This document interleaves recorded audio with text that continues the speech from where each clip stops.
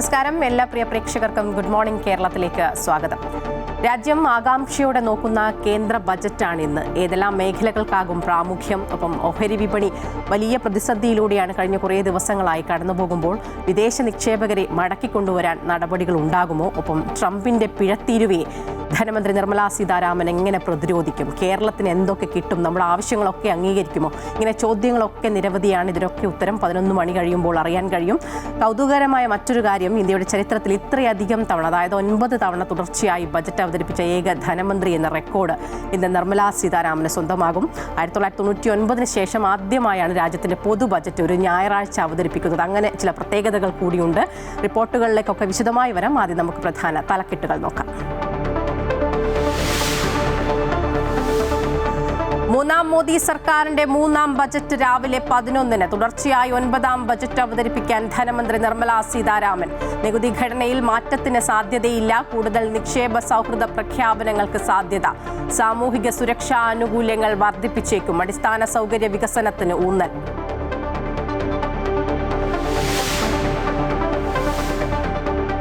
തെരഞ്ഞെടുപ്പ് അടുത്തിരിക്കെ കേരളം അടക്കമുള്ള സംസ്ഥാനങ്ങൾക്കേറെ പ്രതീക്ഷ. 21,000 കോടിയുടെ പ്രത്യേക സാമ്പത്തിക പാക്കേജ്, അതിവേഗ റെയിൽ, വിഴിഞ്ഞം തുറമുഖ അനുബന്ധ വികസനം, എയിംസ് തുടങ്ങിയവ കേരളത്തിന്റെ പ്രധാന ആവശ്യങ്ങൾ. ബജറ്റ് അവതരണത്തിന്റെ തത്സമയ സംപ്രേഷണം രാവിലെ 11 മുതൽ അമൃത ന്യൂസ് യൂട്യൂബിൽ.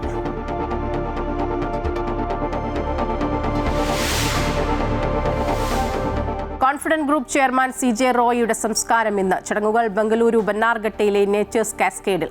2 മണിവരെ പൊതുദർശനം. റെയ്ഡ് നടത്തിയ ആദായ നികുതി ഉദ്യോഗസ്ഥരെ ഇന്ന് ചോദ്യം ചെയ്യും.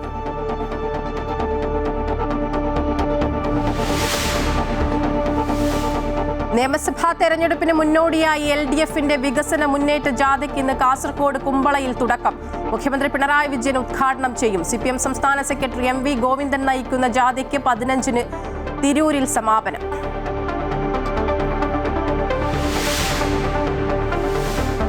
ഗാസയിൽ 2ാം ഘട്ട വെടിനിർത്തൽ തള്ളി ഇസ്രയേലിന്റെ ശക്തമായ വ്യോമാക്രമണം. സ്ത്രീകളും കുട്ടികളും ഉൾപ്പെടെ 31 പേർ കൊല്ലപ്പെട്ടു. ആക്രമണം ഹമാസ് കരാർ ലംഘിച്ചുവെന്നാരോപിച്ച്. കരാറിന് ശേഷം ഇതുവരെ കൊല്ലപ്പെട്ടത് 513 പേരെന്ന് പലസ്തീൻ ആരോഗ്യ മന്ത്രാലയം.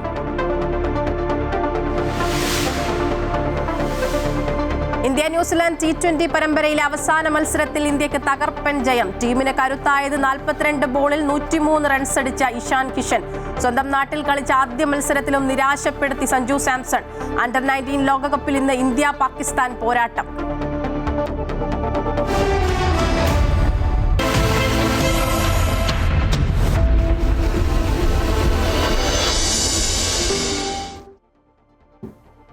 സൂചിപ്പിച്ചതുപോലെ മൂന്നാം മോദി സർക്കാരിന്റെ മൂന്നാം ബജറ്റാണ് ഇന്ന്. രാവിലെ 11 മണിക്ക് ധനമന്ത്രി നിർമ്മലാ സീതാരാമൻ പാർലമെന്റിൽ ബജറ്റ് അവതരിപ്പിക്കുമ്പോൾ സംസ്ഥാനത്തിന് പ്രതീക്ഷകൾ ഏറെയാണ്. ആദായ നികുതിയിൽ ഇളവ് ഉണ്ടോ എന്നാണ് ഏവരും ഉറ്റുനോക്കുന്നത്. സാധ്യതയില്ല എന്നാണ് പുറത്തുവരുന്ന സൂചനകളൊക്കെ. ഒപ്പം സമ്പദ് വ്യവസ്ഥ സുസ്ഥിരമെന്ന വിലയിരുത്തലിനിടെ തെരഞ്ഞെടുപ്പ് അടുത്തിരിക്കുന്ന കേരളം ഉൾപ്പെടെയുള്ള സംസ്ഥാനങ്ങൾ വലിയ പ്രതീക്ഷയിലാണ്. 29 ഇന ആവശ്യങ്ങൾ കേരളം ഉന്നയിച്ചിട്ടുണ്ട്. എയിംസ്, വിഴിഞ്ഞം തുറമുഖം, അതിവേഗ റെയിൽപാത സംബന്ധിച്ച പ്രഖ്യാപനങ്ങൾ ഉണ്ടാകുമെന്ന പ്രതീക്ഷയിൽ തന്നെയാണ് കേരളം. KN ബാലഗോപാൽ കേന്ദ്ര ധനമന്ത്രിക്ക് കത്ത് കൈമാറിയിട്ടുണ്ട്. സാമൂഹിക സുരക്ഷാ ആനുകൂല്യങ്ങൾ വർദ്ധിപ്പിച്ചേക്കും. അടിസ്ഥാന സൗകര്യ വികസനത്തിനും നിക്ഷേപത്തിനും ബജറ്റ് ഊന്നൽ നൽകിയേക്കുമെന്നൊക്കെയാണ് റിപ്പോർട്ട്. തുടർച്ചയായി 9ാം ബജറ്റ് അവതരിപ്പിക്കുന്ന ധനമന്ത്രി എന്ന റെക്കോർഡും ഇന്ന് നിർമ്മലാ സീതാരാമന് സ്വന്തമാകുകയാണ്. ജനപ്രിയ പദ്ധതികൾക്കൊപ്പം ഭാവി വികസനം കൂടി ലക്ഷ്യമിട്ടായിരിക്കും നിർമ്മലാ സീതാരാമൻ തന്റെ 9ാമത് ബജറ്റ് അവതരിപ്പിക്കുക. അടിസ്ഥാന സൗകര്യ വികസനത്തിനും ആഭ്യന്തര ഉൽപാദനം വർദ്ധിപ്പിക്കാനും നടപടിയുണ്ടാകും. AI അടക്കമുള്ള സാങ്കേതിക മേഖലയ്ക്കും ബജറ്റിൽ മുൻഗണന ലഭിച്ചേക്കും. സ്ത്രീ ശാക്തീകരണ പദ്ധതികളും പ്രതീക്ഷിക്കാം. കൂടാതെ ഓട്ടോമൊബൈൽ, പ്രതിരോധം, ഇലക്ട്രോണിക്സ് തുടങ്ങിയ മേഖലകൾക്ക് ബജറ്റിൽ കൂടുതൽ പ്രാധാന്യം നൽകുമെന്നാണ് പ്രതീക്ഷ. റോഡുകൾ, റെയിൽ തുടങ്ങി അടിസ്ഥാന വികസന പദ്ധതികൾക്കും പ്രഖ്യാപനങ്ങൾക്ക് സാധ്യതയുണ്ട്. ഇത്തവണ നികുതി സ്ലാബുകളിൽ മാറ്റം വരുത്താൻ സാധ്യതയില്ലെന്നാണ് വിദഗ്ധരുടെ അഭിപ്രായം. 2026 ഏപ്രിൽ 1 മുതൽ പുതിയ ഇൻകം ടാക്സ് ആക്ട് നടപ്പാക്കാൻ പോകുന്ന സാഹചര്യത്തിൽ പുതിയ പ്രഖ്യാപനങ്ങൾക്ക് സാധ്യത കുറവാണ്. 2025 ബജറ്റിൽ ആദായ നികുതി വരുമാന പരിധി 12 ലക്ഷം രൂപയായി വർദ്ധിപ്പിച്ചിരുന്നു. അതേസമയം ശമ്പള വരുമാനക്കാരുടെ സ്റ്റാൻഡേർഡ് ഡിഡക്ഷൻ പരിധി ഉയർത്താനുള്ള സാധ്യതകൾ നിലനിൽക്കുന്നു. ഇത് 1 ലക്ഷമായി ഉയർത്തുമെന്നാണ് പ്രതീക്ഷ. ദമ്പതികളുടെ വരുമാനം ഒരുമിച്ച് ചേർത്ത് ആദായ നികുതി നിശ്ചയിക്കുന്ന ജോയിന്റ് ടാക്സ് സംവിധാനം കൊണ്ടുവരും.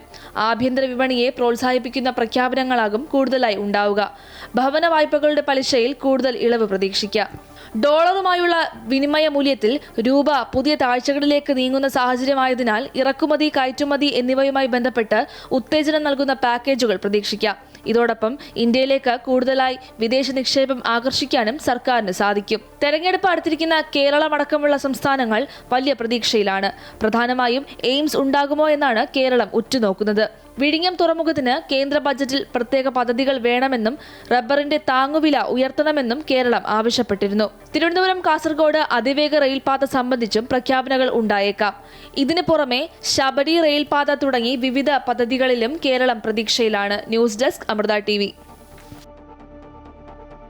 കേന്ദ്ര ബജറ്റിന്റെ തത്സമയ വിവരങ്ങൾ അമൃത ന്യൂസ് യൂട്യൂബ് ചാനലിൽ പ്രേക്ഷകർക്ക് കാണാം. കേന്ദ്ര ധനമന്ത്രി ഇന്ന് അവതരിപ്പിക്കുന്ന ബജറ്റിൽ ഏറെ പ്രതീക്ഷയോടെയാണ് കേരളം നോക്കിക്കാണുന്നത്. 21,000 കോടിയുടെ പ്രത്യേക സാമ്പത്തിക പാക്കേജ്, വിഴിഞ്ഞം പദ്ധതിയുടെ അനുബന്ധ വികസനം, മനുഷ്യ വന്യജീവി സംഘർഷം കുറയ്ക്കാനും നെല്ല് സംഭരണ കേന്ദ്രങ്ങൾ സ്ഥാപിക്കാനുള്ള ധനസഹായം തുടങ്ങിയവ കേരളത്തിന്റെ പ്രധാന ആവശ്യങ്ങളാണ്. കേരളത്തിലെ അതിവേഗ റെയിൽപാത പ്രഖ്യാപനം ഉണ്ടാകുമോ എന്നതും ആകാംക്ഷയോടെയാണ് എല്ലാവരും നോക്കിക്കാണുന്നത്. കൂടുതൽ വിവരങ്ങളുമായി അൺഫിലറ്റ് ഡിസൂസ ചേരുകയാണ്. അൺഫിലറ്റ്, തെരഞ്ഞെടുപ്പ് അടുത്തിരിക്കുന്ന ഒരു സാഹചര്യമുണ്ട്. ഈ ഒരു സാഹചര്യത്തിലൊക്കെയാണ് നമ്മൾ ഇത്രയധികം 21,000 കോടിയുടെ ഒരു പാക്കേജ് നമ്മൾ ആവശ്യപ്പെട്ടിട്ടുണ്ട്. 29 ഇനത്തോളം ആവശ്യങ്ങളാണ് നമ്മൾ ഉന്നയിച്ചിട്ടുണ്ട്. നമ്മൾ കാലങ്ങളായിട്ടുള്ള ആവശ്യങ്ങളൊക്കെയാണ്, എയിംസ് ഉൾപ്പെടെയുള്ളതൊക്കെ. അപ്പോൾ ഏത് രീതിയിലാണ് സംസ്ഥാനത്തിൻ്റെ ഒരു പ്രതീക്ഷയൊക്കെ? മായ, അതുതന്നെയാണ്. വളരെ പ്രതീക്ഷയോടാണ് കേരളം കാത്തിരിക്കുന്നത്. മുൻകാലങ്ങളിൽ ബജറ്റ് അവതരിപ്പിച്ചതുപോലെയല്ല ഇത്തവണ. ഒരു തെരഞ്ഞെടുപ്പിന് തൊട്ടു മുന്നെയാണ്, ഒരു പൊതു തെരഞ്ഞെടുപ്പിന് തൊട്ടു മുന്നേ പടിവാതിൽക്കൽ എത്തി നിൽക്കുന്ന ഒരു അവസരത്തിൽ, പ്രത്യേകിച്ച് BJP സംബന്ധിച്ച്, കേന്ദ്ര സർക്കാരിനെ സംബന്ധിച്ച് കേരളത്തിലെ ഇത്തവണത്തെ നിയമസഭാ തെരഞ്ഞെടുപ്പ് വലിയ നിർണായകമാണ്. എല്ലാവരും കാത്തിരിക്കുന്നത്, വലിയ പ്രതീക്ഷയോടെയാണ് BJP കേന്ദ്ര ഘടകമൊക്കെ കാത്തിരിക്കുന്നത്. ഈ സാഹചര്യത്തിൽ അവതരിപ്പിക്കുന്ന കേന്ദ്ര ബജറ്റിൽ കേരളത്തിന് അനുകൂലമായ പ്രഖ്യാപനങ്ങൾ ഉണ്ടാകുമെന്ന ഒരു രാഷ്ട്രീയമായ നിരീക്ഷകരൊക്കെ അത് തന്നെയാണ് പറയുന്നത്. അങ്ങനെയെങ്കിൽ കേരളം പ്രതീക്ഷിക്കുന്ന പല പദ്ധതികളുടെയൊക്കെ പ്രഖ്യാപനങ്ങളോ അതിൻ്റെ ഒരു പ്രാഥമികമായ ഒരു ഏതെങ്കിലും രീതിയിലുള്ള ഒരു രൂപരേഖ തയ്യാറാക്കുന്ന പ്രഖ്യാപനങ്ങളോ ഉണ്ടാകുമെന്ന് പ്രതീക്ഷിക്കുകയാണ്. കേരളം ഇതിനോടനുബന്ധിച്ച് തന്നെ കേരള ധനമന്ത്രി KN ബാലഗോപാൽ 29 ആവശ്യങ്ങൾ അടങ്ങിയ ഒരു കത്തും, ഒരു പാക്കേജിന്റെ കത്തൊക്കെയാണ് ധനമന്ത്രിക്ക് കൊടുത്തത്. അതിൽ ഏറ്റവും പ്രധാന ആകർഷണം എന്ന് പറയുന്നത് 21,000 കോടി രൂപയുടെ പ്രത്യേക സാമ്പത്തിക പാക്കേജ്. ഓരോ തവണ കേന്ദ്രം ബജറ്റ് അവതരിപ്പിക്കുമ്പോഴും കേരളത്തിലെ ധനമന്ത്രി പ്രത്യേക സാമ്പത്തിക പാക്കേജിന്റെ ഒരു കത്ത്, പ്രത്യേക അഭ്യർത്ഥനയൊക്കെ നടത്താറുണ്ടെങ്കിൽ പോലും ഒരു തവണ പോലും അത് പരിഗണിക്കാറില്ല, വിവിധ കാരണങ്ങൾ ചൂണ്ടിക്കാട്ടി. പക്ഷേ ഇത്തവണ 21,000 കോടി രൂപയുടെ പ്രത്യേക സാമ്പത്തിക പാക്കേജ് ഒരുപക്ഷെ അനുവദിക്കാനുള്ള ഒരു സാധ്യതയും തള്ളിക്കളയാനാവുകയില്ല. നിരന്തരം കേരളം ആവശ്യപ്പെട്ടുകൊണ്ടേയിരിക്കുന്ന പല പദ്ധതികളുമുണ്ട്. അതിൽ ഏറ്റവും പ്രധാന ആകർഷണം എന്ന് പറയുന്നത് എയിംസ് ആണ്. ഒരു 10 കാലത്തെ പഴക്കമുണ്ട് എയിംസിന്റെ ആവശ്യവുമായി കേരളം മുന്നോട്ട് പോകുന്നത്. കോഴിക്കോട് കിനാലൂരിലെ സ്ഥലം ഏറ്റെടുത്തു എന്നതിനപ്പുറത്തേക്ക് ഒരു പദ്ധതി ഇതുവരെ നടന്നിട്ടില്ല. ഒരുപക്ഷെ ഈ തെരഞ്ഞെടുപ്പ് വേളയിൽ ഒരു അപ്രതീക്ഷിതമായ അങ്ങനെ ഒരു പ്രഖ്യാപനം ഉണ്ടാകാനുള്ള സാധ്യതയുണ്ട്. അങ്ങനെ ഏത് ജില്ലയിലാകും, അങ്ങനെ നിരവധി ചോദ്യങ്ങളുണ്ട്. അതിവേഗ റെയിൽപാത കേരളം തന്നെ ഇതിനോടകം തന്നെ ചർച്ച ചെയ്തിട്ടുള്ളതാണ്. കേരളം മറ്റൊരു RRTS ഒക്കെ പ്രഖ്യാപിക്കുകയും അത് വലിയൊരു വിവാദമൊക്കെ ആവുകയും ചെയ്ത സാഹചര്യത്തിൽ തെരഞ്ഞെടുപ്പ് ലക്ഷ്യം വെച്ച് ഒരുപക്ഷെ ആ അതിവേഗ റെയിൽപാതയുടെ ഒരു പ്രഖ്യാപനം ഉണ്ടാകാനുള്ള സാധ്യതയുണ്ട്. അതുപോലെ ശബരി റെയിൽപാത, വിഴിഞ്ഞം തുറമുഖം, കാരണം വിഴിഞ്ഞത്തിന്റെ 2ാം ഘട്ടം ഇപ്പോൾ കഴിഞ്ഞ ആഴ്ച മുഖ്യമന്ത്രി ഉദ്ഘാടനം ചെയ്തതേ ഉള്ളൂ. ഈ 2ാം ഘട്ടം ഉദ്ഘാടനം ചെയ്തതിന് മുന്നോട്ടുള്ള പ്രവർത്തനങ്ങൾക്ക് കേന്ദ്ര ബജറ്റിൽ കേരളത്തിനായി എത്ര വിഹിതമാണ് വിഴിഞ്ഞം പദ്ധതിക്കായി മാറ്റിവെക്കുന്നത് എന്നൊക്കെ കേരളം കാത്തിരിക്കുകയാണ്. ഒപ്പം തന്നെ ശബരി റെയിൽപാതയ്ക്ക് സ്ഥലമേറ്റടക്കമുള്ള ആ പണികൾ മുന്നോട്ട് പോകണമെങ്കിൽ, ആ പ്രവർത്തനം മുന്നോട്ട് പോകണമെങ്കിൽ കേന്ദ്ര ബജറ്റിൽ കേരളത്തിന് ആ വിഹിതം പറയണം. ഇങ്ങനെയൊക്കെയുള്ള ഒരു സാഹചര്യം ഉള്ളപ്പോൾ കേന്ദ്ര ബജറ്റിൽ ഏറെ കണ്ണുനട്ട് തന്നെയാണ് കേരളം ഇരിക്കുന്നത്. ഇക്കുറി ഈ തെരഞ്ഞെടുപ്പുള്ളത് കൊണ്ട് അനുകൂലമായ നിരവധി ഘടകങ്ങളാണ് കേരളത്തിനുള്ളത്. അത്തരത്തിലുള്ള പ്രഖ്യാപനങ്ങൾ ഉണ്ടാകുമെന്ന പ്രതീക്ഷയാണ് ഏറ്റവും അവസാനം വരെയും കേരളത്തിലെ നേതാക്കൾ, പ്രത്യേകിച്ച് ധനമന്ത്രി KN ബാലഗോപാൽ വെച്ചു പുലർത്തുന്നത്. അനുകൂലമായ പ്രഖ്യാപനങ്ങൾ ഉണ്ടാകും തന്നെയാണ് നമുക്ക് ഈ വേളയിൽ പ്രതീക്ഷിക്കുകയും ചെയ്യാമായ. ഒപ്പം തന്നെയും ഈ മുന്നോട്ട് വെക്കുന്നത് ഏറ്റവും പ്രധാനത്, ഇന്ന് കേന്ദ്ര ഒരുപക്ഷെ 16 ധനകാര്യ കമ്മീഷന്റെ റിപ്പോർട്ട് എങ്ങാനും വെക്കുകയാണെങ്കിൽ ആ ധനകാര്യ കമ്മീഷൻ ഈ അടുത്ത 5 വർഷത്തേക്ക് കേരളത്തിന് എന്തൊക്കെയാണ് ഗ്രാന്റുകൾ ഉൾപ്പെടെ, വായ്പാ വിഹിതം ഉൾപ്പെടെ കേരളത്തിന് എന്തൊക്കെയാണ് കരുതി വെച്ചിരിക്കുന്നത്. വളരെ പ്രതീക്ഷയോടാണ് കേരളം കാത്തിരിക്കുന്നത്. കാരണം 5 വർഷത്തേക്ക് കേന്ദ്രത്തിൻ്റെ വിഹിതം എത്രയാണെന്ന് അറിഞ്ഞാൽ മാത്രമേ ഇനി അങ്ങോട്ടുള്ള കേരളത്തിന് മുന്നോട്ട് പോക്കിനൊക്കെ ഏത് ധനമന്ത്രിയായാലും, ഇതിനടുത്ത് ഭരണം മാറിയാലോ തുടർഭരണം ഉണ്ടായാലോ കേരളത്തിന് മുന്നോട്ടുള്ള പോക്കിന് ഈ കേന്ദ്ര ധനകാര്യ കമ്മീഷന്റെ റിപ്പോർട്ട് ഏറ്റവും പ്രധാന പ്രധാനമാണ്. ഇതൊക്കെയാണ് കേരളം വളരെയേറെ പ്രതീക്ഷയോടെ കാത്തിരിക്കുന്നത്. എന്തായാലും എയിംസ് ഒപ്പം തന്നെ നെല്ല് സംഭരണത്തിലെ താങ്ങുവില്ല അത് 250 രൂപ 200 നിലവിലുള്ളത് 250 രൂപയാക്കി മാറ്റണമെന്ന് വളരെ ഏറെ കാലമായി ആവശ്യപ്പെടുകയാണ്. സംസ്ഥാനത്തിന്റെ ബജറ്റിൽ പോലും അങ്ങനെ ഒരു പ്രഖ്യാപനം ഉണ്ടായില്ല. ഇനി ഒരുപക്ഷെ റബ്ബർ കർഷകരെയൊക്കെ പ്രത്യേകിച്ച് മലയോര കർഷക മേഖലയെ ഏറ്റവും അധികം ബാധിക്കുന്ന ഒരു വിഷയമാണ്. മലയോര കർഷകരും ക്രൈസ്തവ സഭയുമായൊക്കെ ഏറ്റവും കൂടുതൽ അടുപ്പം സ്ഥാപിക്കുന്ന ഒരു കേന്ദ്ര നയവും കൂടി BJP സർക്കാരിൻ്റെ ഒരു നയവും കൂടിയുണ്ട്. ഈ സാഹചര്യത്തിൽ മലയോര കർഷകരെ സന്തോഷിപ്പിക്കാൻ അല്ലെങ്കിൽ അവർക്ക് അനുകൂലമായി റബ്ബറിൻ്റെ താങ്ങുവില 250 രൂപയായി ഉയർത്താനുള്ള പ്രഖ്യാപനം, അങ്ങനെ നിരവധി ഘടകങ്ങളിലാണ് കേരളം പ്രതീക്ഷിക്കുന്നത്. ഈ ഒരു തെരഞ്ഞെടുപ്പ് മുന്നിൽ കണ്ടുകൊണ്ട് അനുകൂലമായ പ്രഖ്യാപനങ്ങളൊക്കെ തന്നെയും ധനമന്ത്രിയുടെ ഈ 11 മണിക്ക് അവതരിപ്പിക്കുന്ന ബജറ്റ് കേരളത്തിന് അനുകൂലമായി ഉണ്ടാകുമെന്ന് തന്നെയാണ് പ്രതീക്ഷിക്കുന്നത്. മായ, തീർച്ചയായും സംസ്ഥാനവും പ്രതീക്ഷയിലാണ്. നമ്മുടെ ആവശ്യങ്ങളൊക്കെ അംഗീകരിക്കുമോ എന്നതൊക്കെയുള്ളത് നമുക്ക് 11 മണിക്ക് ശേഷം കൃത്യമായി അറിയാൻ സാധിക്കും. കഴിഞ്ഞ കുറേ അൺഫിൽറ്റാണ് ഇതുമായി ബന്ധപ്പെട്ട വിവരങ്ങളൊക്കെ പങ്കുവച്ചത്. കഴിഞ്ഞ കുറേ നാളുകളായി വിപണിയിലുള്ള ഒരു ഇടിവ് നമ്മുടെ ഇന്ത്യൻ സാമ്പത്തിക വ്യവസ്ഥയെ വല്ലാത്ത രീതിയിൽ ഉലയ്ക്കുന്നുണ്ട്.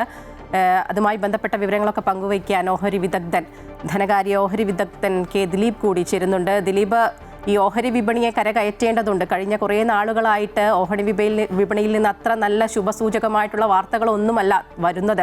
വിദേശ നിക്ഷേപകരെയൊക്കെ ആകർഷിക്കാനിരിക്കുന്നുണ്ട്. അപ്പോൾ ഇന്നത്തെ ഒരു ദിവസം എന്ന് പറയുന്നത് വിപണിയെ സംബന്ധിച്ചിടത്തോളം ഏറെ നിർണായകം തന്നെയാണ്. ഈ ധനമന്ത്രി ഓരോ പ്രഖ്യാപനങ്ങളൊക്കെ നടത്തുമ്പോൾ അതിൻ്റെ ചലനങ്ങൾ തത്സമയം തന്നെ നമുക്ക് വിപണിയിൽ നിന്നൊക്കെ അറിയാൻ സാധിക്കുമല്ലോ, അല്ലേ? 7% വളർച്ചാ നിരക്കും 3% പണപ്പെരുപ്പവും മുന്നിൽ കണ്ടുകൊണ്ടുള്ള ബജറ്റ് നിർദ്ദേശങ്ങളാണ് പ്രതീക്ഷിക്കുന്നത്.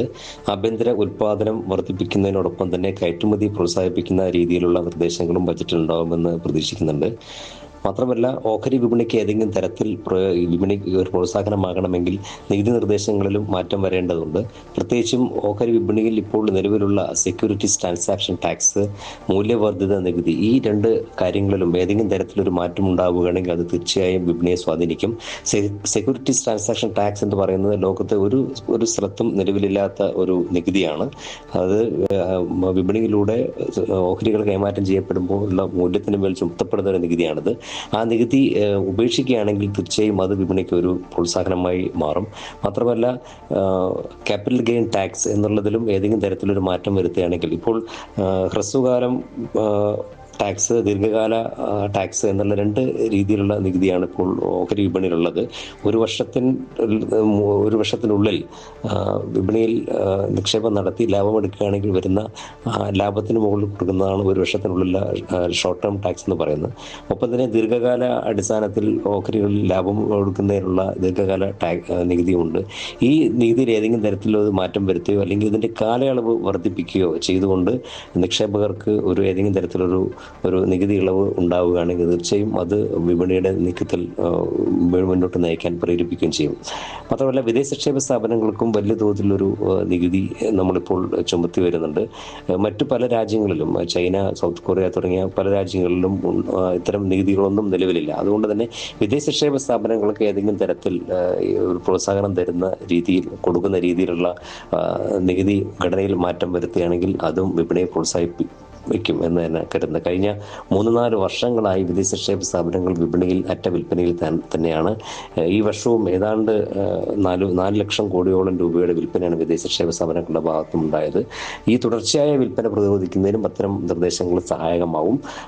അതുകൊണ്ട് തന്നെ ഈ ഒരു നികുതി ഘടനയിൽ ഉണ്ടാകുന്ന ഏതെങ്കിലും ഒരു മാറ്റം മാത്രമേ വിപണിക്ക് ഒരു പ്രോത്സാഹനം ഉണ്ടാവുകയുള്ളൂ.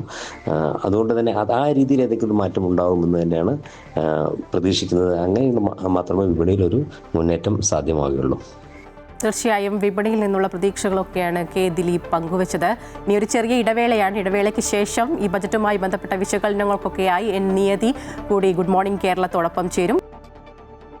എന്തായാലും 11 മണിയോടെ ധനമന്ത്രി നിർമ്മലാ സീതാരാമൻ ബജറ്റ് അവതരിപ്പിക്കും. എന്തൊക്കെയായിരിക്കും ഉണ്ടാവുക, ഏത് മേഖലയ്ക്കായിരിക്കും കൂടുതൽ ഊന്നൽ നൽകുക തുടങ്ങിയ ചോദ്യങ്ങളൊക്കെ നമുക്ക് മുന്നിലുണ്ട്. ഇപ്പോൾ നമ്മുടെ കൂടെ സാമ്പത്തിക വിദഗ്ധൻ ഡോക്ടർ നിയതി കൂടി ചേരുന്നുണ്ട്. ഗുഡ് മോർണിംഗ് സർ, സ്വാഗതം ഗുഡ് മോർണിംഗ് കേരളത്തിലേക്ക്. നമ്മുടെ സമ്പദ്ഘടന എന്ന് പറയുന്നത് വളരെ വേഗം വളർന്നുകൊണ്ടിരിക്കുന്ന ഒരു സമ്പദ്ഘടനയാണ്. 4ാമത്തെ സാമ്പത്തിക ശക്തിയാകുന്ന 3ാമത്തെ സാമ്പത്തിക ശക്തിയാകാൻ നമ്മളൊക്കെ രാജ്യം ലക്ഷ്യമിടുമ്പോൾ ഈ ട്രംപ് ഉയർത്തിയ താരിഫ് ഭീഷണി ഉൾപ്പെടെയുണ്ട്. ഒപ്പം നമ്മൾ യൂറോപ്യൻ യൂണിയനുമായി ഒക്കെ നമ്മൾ അടുക്കുകയാണ്. ആ രീതിയിലുള്ള കരാറുകളൊക്കെ കഴിഞ്ഞ ദിവസം ഒപ്പിടുകയും ഒക്കെ ചെയ്തു. ഈ രീതിയിൽ ആഗോള പ്രശ്നങ്ങളൊക്കെ ഇന്ത്യയൊക്കെ ബാധിക്കുമ്പോൾ നമ്മുടെ ഇപ്പോൾ അവതരിപ്പിക്കാനിരിക്കുന്ന ബജറ്റിൽ ഇതിനെയൊക്കെ ഒരു പ്രതിരോധിക്കാനും ഇതിനെയൊക്കെ ഈ രീതിയിലുള്ള തിരിച്ചടികളൊക്കെ നേരിടാനും ഒക്കെയുള്ള ഒരു നടപടിക്രമങ്ങളൊക്കെ നമുക്ക് ബജറ്റിൽ നിന്ന് പ്രതീക്ഷിക്കാമോ? തീർച്ചയായിട്ടും 2025-26 ബഡ്ജറ്റിൽ അവതരിപ്പിച്ചുകൊണ്ട് ധനകാര്യമന്ത്രി പറഞ്ഞിരുന്നത് ഇന്ത്യ അതിവേഗം വളരുന്ന ഒരു സമ്പദ്ഘടനയാണ്. അത് അതിവേഗം വളരുന്നുണ്ട്. അതോടൊപ്പം തന്നെ വികസിത ഇന്ത്യ എന്ന ലക്ഷ്യത്തിലേക്കാണ് ഇന്ത്യ മാറിക്കൊണ്ടിരിക്കുന്നത്. അതിൻ്റെ അടിസ്ഥാനത്തിൽ 2025-26 ബഡ്ജറ്റിൽ പ്രധാനപ്പെട്ട 4 എഞ്ചിനുകളെ ഉൾപ്പെടുത്തിക്കൊണ്ടാണ് വികസന ലക്ഷ്യം നിർവചിക്കപ്പെട്ടത്. അതിൻ്റെ അടിസ്ഥാനത്തിൽ 10 മേഖലകൾക്ക് പ്രാധാന്യം കൊടുക്കുകയും ചെയ്തിരുന്നു. അപ്പോൾ അങ്ങനെ 4 എഞ്ചിനുകളെന്ന് പറയുന്നതിൽ 1 കൃഷിയായിരുന്നു, 2 ഇടത്തരം മധ്യ വ്യവസായങ്ങളായിരുന്നു, 3 കയറ്റുമതിയായിരുന്നു, 4 നിക്ഷേപമായിരുന്നു. അങ്ങനെ കൃഷി ഉൾപ്പെടെയുള്ള 10 മേഖലകൾക്കും പ്രാധാന്യം കൊടുത്തിരുന്നു. അതിൻ്റെ അടിസ്ഥാനത്തിൽ കേരളത്തിൻ്റെ സമ്പദ്ഘടനയിലെ വളർച്ചയുടെ വേഗം വർദ്ധിപ്പിക്കുന്നതിന് വേണ്ടി സാമ്പത്തികമായിട്ടും നികുതിപരമായിട്ടും വലിയ പരിഷ്കാരങ്ങൾ 2025-26 ബഡ്ജറ്റിൽ അവതരിപ്പിച്ചു. അതിലേറ്റവും പ്രധാനപ്പെട്ടത് ഇൻകം ടാക്സിൻ്റെ പേ ചെയ്യുന്നതിൻ്റെ പരിധി 12 ലക്ഷം രൂപ വരെയുള്ള മധ്യവർഗത്തിൽപ്പെട്ട വ്യക്തികൾക്ക് റിബേറ്റ് ഒഴിച്ച് ഇൻകം ടാക്സ് കൊടുക്കാതിരിക്കുന്നതിനുള്ള ഒരു നയമാണ് പ്രഖ്യാപിച്ചത്. അതിന് നിയമം പരിഷ്കരിച്ചിട്ടുണ്ട്. അതിൻ്റെ പ്രധാന ലക്ഷ്യം ഇൻകം ടാക്സ് റേറ്റ് കുറയ്ക്കുന്ന അവസരത്തിൽ അല്ലെങ്കിൽ ഇൻകം ടാക്സിൻ്റെ പരിധി ഉയർത്തുന്ന അവസരത്തിൽ ജനങ്ങളുടെ കൈവശം പണം വരും. അത് നമ്മുടെ വാങ്ങൽ ശേഷി വർദ്ധിപ്പിക്കും. അത് ഒരു പരിധിവരെ സമ്പദ്ഘടന വളർച്ചയെ ഉത്തേജിപ്പിക്കുമെന്നാണ് ലക്ഷ്യമിട്ടത്. 2, നമ്മുടെ ചരക്ക് സേവന നികുതിയിൽ പരിഷ്കാരങ്ങൾ വരുത്തിയിട്ടുണ്ട്. അതിൽ പ്രധാനപ്പെട്ട പരിഷ്കാരം നേരത്തെ ഉണ്ടായിരുന്ന 4 സ്ലാബ് 2ആയിട്ട് കുറയ്ക്കുകയും പരമാവധി ടാക്സ് 28 നിന്ന് 18 കുറയ്ക്കുകയും ചില വിഭാഗങ്ങൾക്ക് കൺസ്യൂമർ ഡ്യൂറബിൾസ് ഉൾപ്പെടെയുള്ള ഉൽപ്പന്നങ്ങൾക്ക് 18 കുറയ്ക്കുകയും അതും ഇവിടെ പ്രധാനപ്പെട്ട ലക്ഷ്യം എന്ന് പറയുന്നത് ഉപഭോഗം വർദ്ധിപ്പിക്കുക ജനങ്ങളുടെ, അതനുസരിച്ച് ഉൽപ്പാദനക്ഷമതയും വർദ്ധിപ്പിക്കുക, നികുതി സംഭരണം വർദ്ധിപ്പിക്കുക, ഈ രീതിയിലാണ്. പക്ഷേ GSTയുടെ പരിഷ്കാരം വന്ന് കഴിഞ്ഞ സെപ്റ്റംബറിലാണ്. കഴിഞ്ഞ 6 മാസമായിട്ട് GST കളക്ഷനിലും ജനങ്ങളുടെ വാങ്ങൽ ശേഷിയിലും എന്ത് വർധനവുണ്ടായിട്ടുണ്ട്, നികുതി സംഭരണം വർദ്ധിച്ചിട്ടുണ്ടോ എന്നുള്ള കാര്യങ്ങളെപ്പറ്റി ഇന്നത്തെ ബഡ്ജറ്റിൽ നമുക്ക് അറിയാൻ പറ്റും. ധനകാര്യമന്ത്രി പറയുന്നുണ്ടായിരിക്കും. പിന്നെ അതേപോലെ തന്നെ മറ്റ് മേഖലകളിലും ചെറിയ പരിഷ്കാരങ്ങൾ വരുത്തിയിട്ടുണ്ടായിരുന്നു. അതായത് ചെറുകിട മധ്യവർഗ വ്യവസായങ്ങളിലെ 100 കോടി രൂപ വരെ വിറ്റുവരവുള്ള സ്ഥാപനങ്ങൾക്ക് നികുതിയിൽ ഇളവ് കൊടുക്കുന്നു. അങ്ങനെയുള്ള പല കാര്യങ്ങളുണ്ടായിരുന്നു.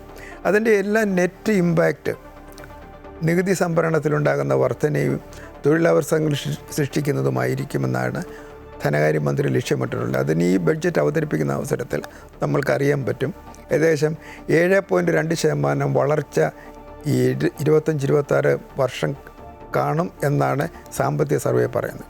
ഇതെല്ലാം ഇങ്ങനെ നടക്കുന്ന അവസരത്തിലാണ് നമ്മളുടെ അന്തർദേശീയ വിപണിയിലുണ്ടായിട്ടുള്ള മാറ്റങ്ങളും മറ്റ് രാഷ്ട്രങ്ങളുമായിട്ടുള്ള സംഘർഷങ്ങളുമൊക്കെ നമ്മുടെ സമ്പദ്ഘടനയെ പ്രതികൂലമായി ബാധിക്കും എന്ന് തീർച്ചയാണ്.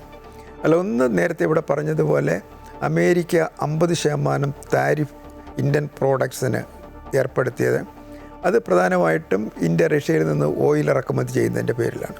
അപ്പോൾ അത് തീർച്ചയായിട്ടും നമ്മുടെ കയറ്റുമതിയെ ബാധിക്കും. കയറ്റുമതിയെ ബാധിക്കുന്നുണ്ടെന്നുണ്ടെങ്കിൽ അതിൻ്റെ ഒരു പ്രതിരോധം തീർക്കുന്നതിന് വേണ്ടിയാണ് യൂറോപ്യൻ യൂണിയനുമായിട്ട് ഒരു എഗ്രിമെൻറ്റിൽ എത്തിയിരിക്കുന്നത്. അത് പ്രാവർത്തികമാക്കണമെന്നുണ്ടെങ്കിൽ എങ്ങനെയായാലും 3-4 മാസം എടുക്കും. 2025-26 ഈ അമേരിക്കയുടെ താരിഫ് വർധനവ് വന്നതോടുകൂടി ഇന്ത്യയുടെ കയറ്റുമതി ഇറക്കുമതി വ്യവസായത്തെ പ്രതികൂലമായിട്ട് ബാധിക്കും. അതിൻ്റെ അനന്തര ഫലങ്ങൾ സമ്പദ്ഘടനയിൽ കണ്ടിട്ടുണ്ട്. അതായത് നമ്മളുടെ വിദേശ വ്യാപാര കമ്മി വളരെ വർദ്ധിക്കുന്നുണ്ട്. അത് നമ്മളുടെ വിദേശ നാണയ ശേഖരത്തെ പ്രതികൂലമായിട്ട് ബാധിക്കും. അതേപോലെ തന്നെ നമ്മുടെ ഷെയർ മാർക്കറ്റിനെയും പ്രതികൂലമായിട്ട് ബാധിക്കും.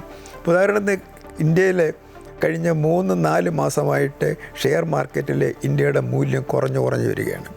അതിന് പ്രധാനപ്പെട്ട കാരണത്തിലൊന്ന് നേരത്തെ ഇവിടെ ഷെയർ മാർക്കറ്റിൻ്റെ കാര്യം പറഞ്ഞതുപോലെ അതിൽ പ്രധാനപ്പെട്ട ഒരു കാരണം വിദേശ ഇൻസ്റ്റിറ്റ്യൂഷണൽ ഫൈനാൻസ് ഇന്ത്യൻ ഓഹരി വിപണിയിൽ നിന്നും പിൻവലിച്ചുകൊണ്ടിരിക്കുകയാണ്. അതിന് 2 കാരണങ്ങളുണ്ട്. അന്തർദേശീയ തലത്തിലുള്ള രാഷ്ട്രങ്ങൾ തമ്മിലുള്ള സംഘർഷങ്ങൾ, വിശേഷിച്ചും ഈ പശ്ചിമേഷ്യയിലുണ്ടാകുന്ന സംഘർഷം. ഇപ്പോൾ 2, ഇന്ത്യൻ മാർക്കറ്റിൽ തന്നെ നമ്മുടെ വിദേശ നാണയശേഖരം കുറഞ്ഞു വരുന്നു. അത് നേരത്തെ പറഞ്ഞതുപോലെ നമ്മുടെ എക്സ്പോർട്ട് ഇമ്പോർട്ട് വ്യാപാരത്തെ പ്രതികൂലമായിട്ട് ബാധിച്ചിട്ടുണ്ട്. അങ്ങനെ വിദേശ ധനകാര്യ സ്ഥാപനങ്ങൾ ഇന്ത്യൻ ഓഹരി വിപണിയിൽ നിന്നും വൻതോതിൽ പണം പിൻവലിക്കാൻ തുടങ്ങിയതോടുകൂടി അതിനൊരു പ്രധാന കാരണം ഇത് തന്നെയാണ്. ഡോളറിൻ്റെ വാല്യൂ കൂടുന്നുണ്ട്, ഇന്ത്യൻ രൂപയുടെ മൂല്യം സൂക്ഷിക്കുന്നുണ്ട്. അതിനുള്ള പ്രധാന പ്രതിരോധം എന്ന് പറയുന്നത് ഇന്ത്യയുടെ നാണയശേഖരത്തിൽ നിന്നും റിസർവ് ബാങ്ക് കുറച്ച് പണം മാർക്കറ്റിലേക്ക് റിലീസ് ചെയ്യുന്നുണ്ട്. അപ്പോൾ അങ്ങനെ ഏകദേശം 70,000 കോടി രൂപയുടെ വിദേശ നാണയശേഖരം ഉണ്ടായിരുന്ന ഇന്ത്യ ഇന്ന് ഏകദേശം അത് കുറഞ്ഞ് 68,600 കോടിയിലേക്ക് താഴ്ന്നിരിക്കുകയാണ്. അപ്പോൾ അങ്ങനെ നമ്മളുടെ വിദേശ നാണയശേഖരവും വർദ്ധിക്കുന്നുണ്ട്. ഇതിനൊക്കെയുള്ള ഒരു ദീർഘകാല ഹ്രസ്വകാല പരിഹാരം തീർച്ചയായിട്ടും ധനകാര്യമന്ത്രി ഈ 26-27 ബഡ്ജറ്റിൽ നിർദ്ദേശിക്കും എന്ന് പ്രതീക്ഷിക്കുക. അതുകൂടി വന്നെങ്കിൽ മാത്രമേ ഇന്ത്യയുടെ വിദേശ നാണയ നയത്തെപ്പറ്റിയും അതേപോലെ തന്നെ നമ്മുടെ കയറ്റുമതി ഇറക്കുമതി നയങ്ങളെപ്പറ്റിയും മനസ്സിലാക്കാൻ കഴിയുകയുള്ളൂ.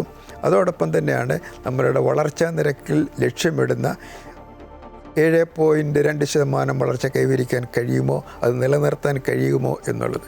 ഒരു കാര്യം തീർച്ചയാണ്, ഇന്ന് ലോകത്ത് ഏറ്റവും വളരെ വേഗം സാമ്പത്തിക വളർച്ച കൈവരിച്ചുകൊണ്ടിരിക്കുന്ന രാജ്യമാണ് ഇന്ത്യ. 25-26 7.2% വളർച്ച കൈവരിച്ചു എന്നാണ് കഴിഞ്ഞ ദിവസം ഇറക്കിയ സാമ്പത്തിക സർവേ പറയുന്നത്. അതേപോലെ തന്നെ world bank, IMF, Asian development bank മുതലായ അന്തർദേശീയ സ്ഥാപനങ്ങളും പറയുന്നത് 2026-ലും 2027-ലും ഇന്ത്യൻ സമ്പദ്ഘടന ഏകദേശം 6.5%, 6.7% വളർച്ച കൈവരിക്കും എന്നാണ്. തീർച്ചയായിട്ടും ഇതൊരു ശുഭലക്ഷണമാണ്. ഇതിൻ്റെ അടിസ്ഥാനത്തിലാണ് കേന്ദ്ര ധനകാര്യമന്ത്രി പറയുന്നത് 2030 ഇന്ത്യ ലോകത്തെ 3ാമത്തെ സമ്പന്ന രാഷ്ട്രമായി മാറും.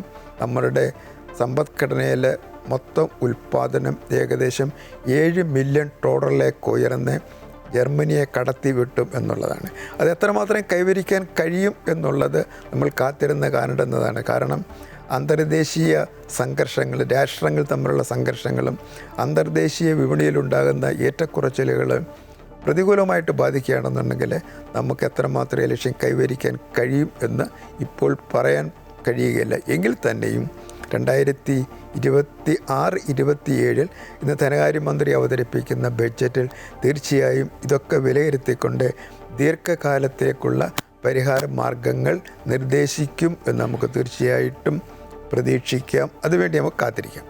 തീർച്ചയായും കഴിഞ്ഞ ദിവസം പ്രധാനമന്ത്രി പറഞ്ഞത് റിഫോം, പെർഫോം ആൻഡ് ട്രാൻസ്ഫോം എന്നാണ് കഴിഞ്ഞ ദിവസം അദ്ദേഹം രാജ്യത്തെ അഭിസംബോധന ചെയ്യുമ്പോഴൊക്കെ പറഞ്ഞത്.